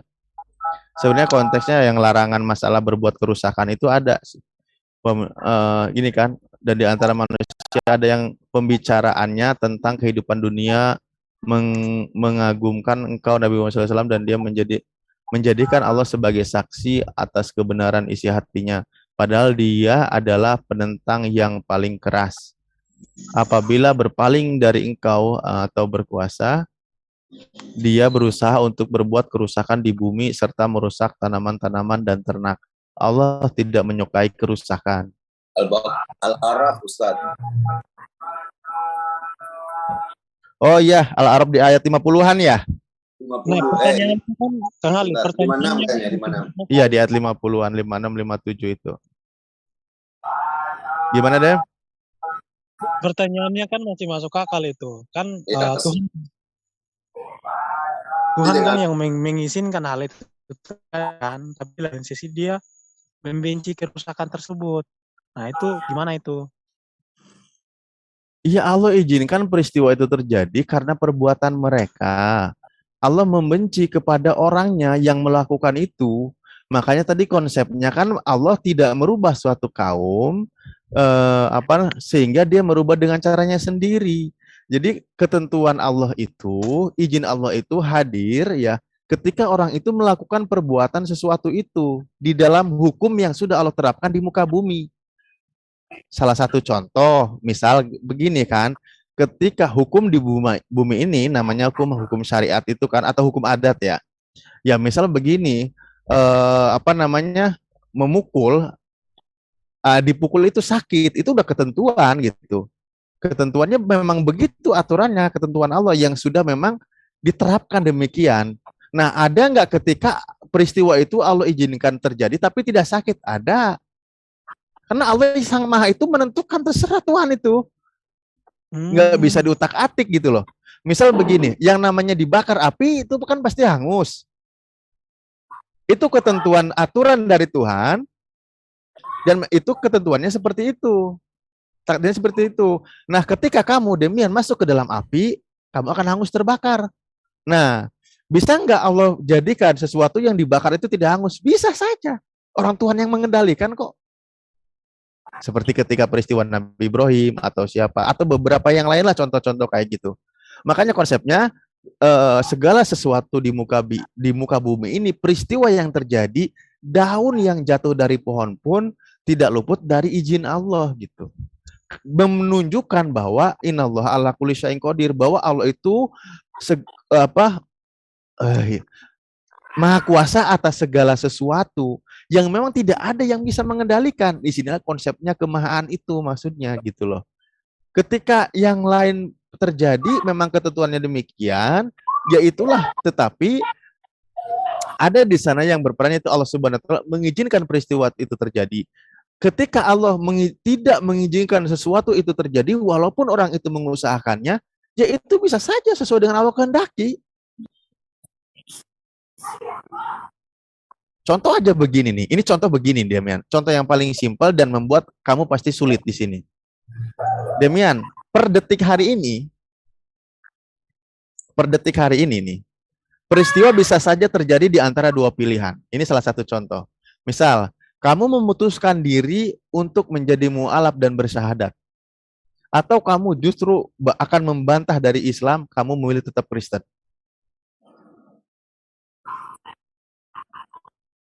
Mana yang akan kamu pilih? Membantah. Nah, membantah. Peristiwa itu terjadi. Sementara petunjuk itu ada.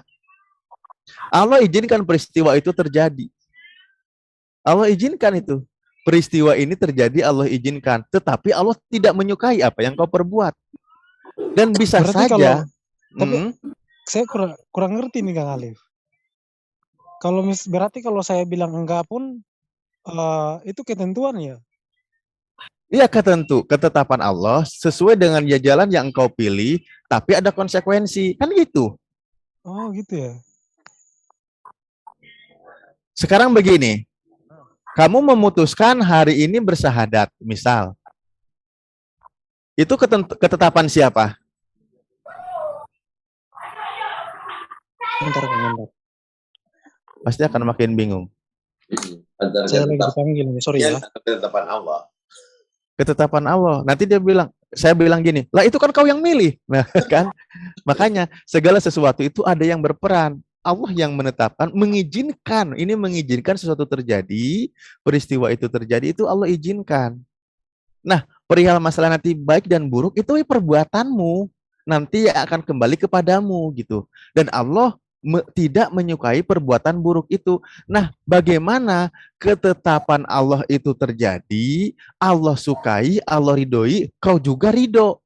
Ya ikuti apa yang diperintahkan oleh Allah. Seperti tadi kita membahas surah Al-Baqarah ayat yang tadi ayat pertama dibahas itu, jadi lupa nih saya. 200 pertama 100 berapa ya? 100 ini ida sa'alaka ibadi anni fa ini qarib ujibud da'wa ida da'a da'ani. Yang pertanyaan dia pertama sekali. Iya. Nah, kembali ke awal, tanda mau berakhir ini. Ustaz jawab dia lagi terima apa ini, dia lagi dipanggil. Jawab dia mulai dari jangan-jangan gara-gara denger syahadat lagi. Lanjut. Iya. Jawab dia mulai dari Ar-Rum itu. Ar-Rum 7 ya'lamuna zahiran minal hayatid dunya.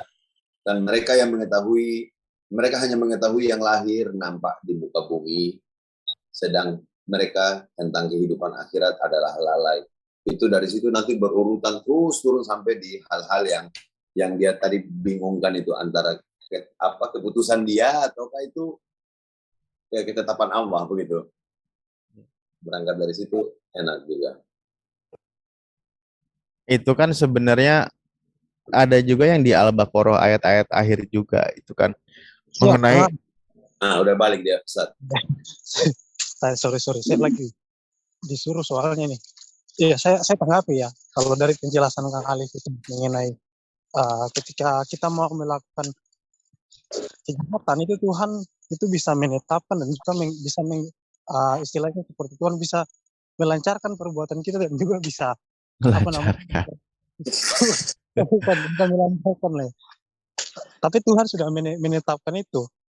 Kira-kira kan seperti itu. Jadi kalau misalkan kita melakukan ya dosanya kita sendiri kan. Cuman masalahnya ini ketika apa namanya kata menetapkan itu tidak di apa namanya eh, tidak dibilang kepada niat kita gitu loh.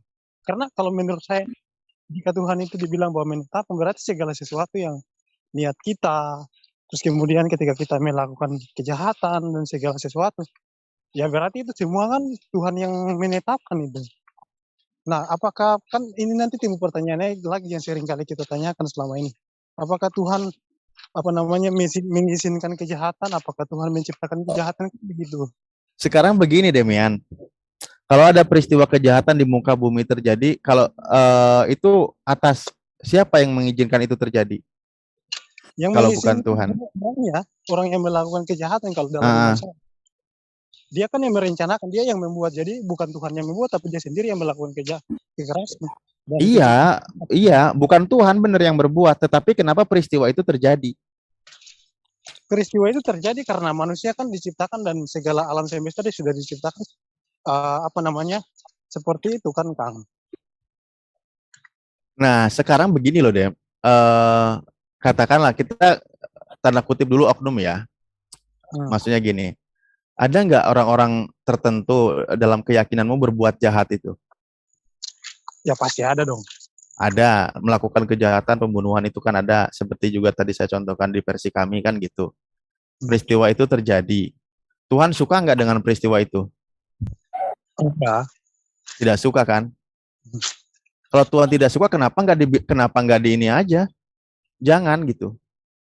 Nah itu yang mau saya tanyakan. Kalau Tuhan nggak suka, kenapa Tuhan tetapkan seperti itu? Ya kalau ini saya tanya ke imanmu. Kalau ke imanku tadi ada jawabannya. Ya kalau di dalam iman saya kan Tuhan tidak apa namanya menetapkan itu. Iya kenapa? Tapi terjadi. Ya karena kita diberikan free will Bang. Ya apa free will? Sekarang gini. Tanpa Tuhan bolehkan dan Tuhan lancarkan, hal itu akan terjadi karena Tuhan itu tidak dia berkuasa tapi dia tidak bisa menahan manusia berbuat jahat dan manusia berbuat baik walaupun dia maha kuasa atau menggagalkan dan apa namanya membiarkan istilahnya seperti itu. Oke, nah dalam masalah free will inilah yang sebenarnya dari tadi saya agak sedikit tidak langsung ke sini, tapi baik. Nah, apakah kamu memiliki free will sepenuhnya tanpa intervensi Tuhan? Iya. Oh gitu, berarti kamu punya kekuasaan kebebasan juga dong di luar Tuhan? Enggak dong, kan free will yang diberikan kepada kita kan terbatas. Nah, kalau kita mau misalkan mendapat apa namanya seperti kekuatan ataupun apapun misalkan seperti itu kan nanti Tuhan berikan gitu loh. Kamu sudah pernah merencanakan sesuatu dengan matang? Pernah nggak? Pernah. Lalu rencana itu gagal? Ya gagal kan karena ada orang misalkan ada orang yang apa namanya menggagalkan atau kamu tidak sama sekali tidak percaya bahwa hakikatnya Tuhanlah yang menggagalkan. Itu bukan dari konsep imanmu.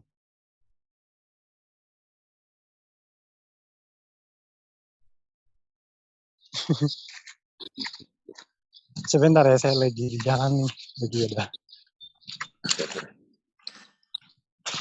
Awas nanti salah jawab kok ditimbukin para pendeta sekitarmu. Ulang Bang, pertanyaannya ulang, saya lagi. Saya sampai lupa jadi pertanyaannya barusan. Ketika kamu merencanakan sesuatu, kalau gitu tunggu aja lah, saya sampai di rumah dulu. Ya udah, ya, biar fokus.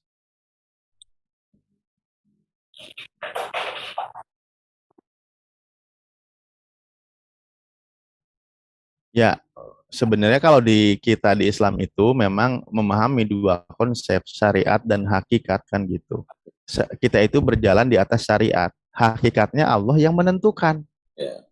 Kan gitu. Apapun yang kita perbuat, misal ada beberapa ayat kan, wala roma idromaita walakinallaha roma, dan tidaklah engkau melempar ketika engkau melempar, tetapi Allah lah yang melempar. Nah, kan unik sebenarnya. Ini menunjukkan bahwa tidak ada bahwa Allah lah yang Maha Kuasa. Apapun yang kita perbuat, ada Allah. Ini berkaitan dengan waktu ketika perang, kalau nggak salah itu ya, perang Badar. di ayat itu, atau dan tidaklah membunuh ketika engkau membunuh, tetapi Allah yang membunuh. Ini hukum hakikat. Pada hukum syariat realitanya apa? Kita yang berbuat. Makanya kalau kami di dalam konsep kami misal gini deh, ya sambil dengerin aja ya. Misal begini, syariatnya saya yang menebang, hakikatnya Allah yang menumbangkan, begitu. Itu dalam konsep Islam. Makanya bertauhid, beriman kepada Allah itu memang tidak melepaskan peran Tuhan di setiap hembusan nafas. Bahwa semua itu ada maha kuasanya. Atau misal begini, ketika kamu makan begitu banyak, syariatnya, ini syariat ya, syariatnya kamu kenyang karena makan, hakikatnya Allah lah yang mengenyangkan. Ada dua konsep yang dipegang. Wa ma asobakum min musibatin fabima kasabat aidi. Aidi. Ya, lanjut dulu Pak Abi. Ya, dan apa saja musibah yang menimpa kamu, maka adalah disebabkan oleh perbuatan dosamu sendiri. Dan Allah memaafkan sebagian besar dari kesalahan-kesalahan. Berkaitan dengan pertanyaannya si siapa namanya, Demian tadi itu, jangan berbuat kerusakan di muka bumi. Nah, itu kalau konsep dasarnya ya dimulai dari memang apa yang kita ketahui itu hanya tampak yang tampak yang lahir di kehidupan dunia, sedang mereka datang dari kehidupan akhirat dan mereka lalai atasnya. Ar-Rum ayat 7.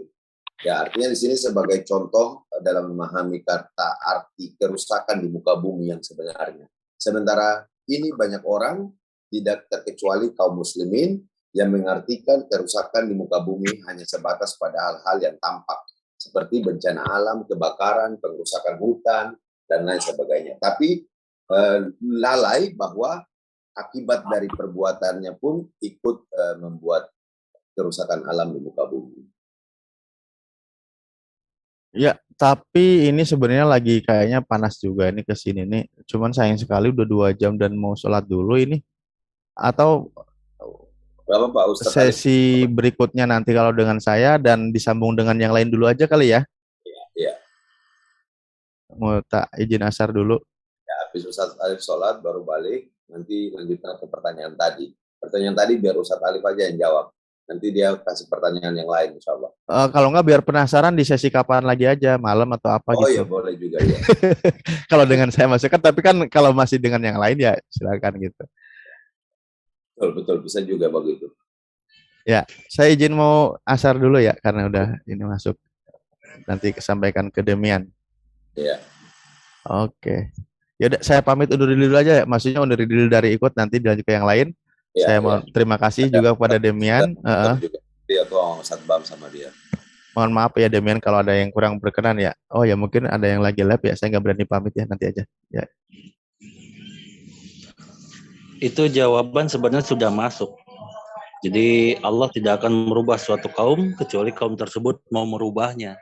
Ya. Itu makanya itu free will. Jadi Allah membebaskan gitu. Kamu mau berbuat dosa, mau berbuat keji ya silakan. Terserah. Jadi istilahnya ntar juga ada perhitungannya. Berbuat baik sekecil apapun walaupun sebiji jara akan kena perhitungan. Berbuat jahat sekecil apapun termasuk sebiji jara juga sama akan mendapat perhitungan. Allah membiarkan gitu. Jadi Allah tidak akan merubah suatu kaum kecuali kaum tersebut mau merubahnya, termasuk mendapatkan hidayah. Dan hidayah itu bukan datang karena datang sendiri, tapi dijemput, dicari gitu. Itu sudah menjawab, sebenarnya itu Kang Alif sudah menjawab hal seperti itu. Jadi sebagaimana takdir ataupun orang berbuat kejahatan itu baru niat. Contoh, niat untuk mencuri. Baru niatnya saja itu belum termasuk catatan. Tapi kalau kita berniat baik, oh malam ini saya mau bertahajud, baru niatnya saja udah dicatat. Tapi kalau sudah melaksanakan mau bikin kejahatan belum dicatat. Setelah melakukan kejahatan, contohnya mencuri,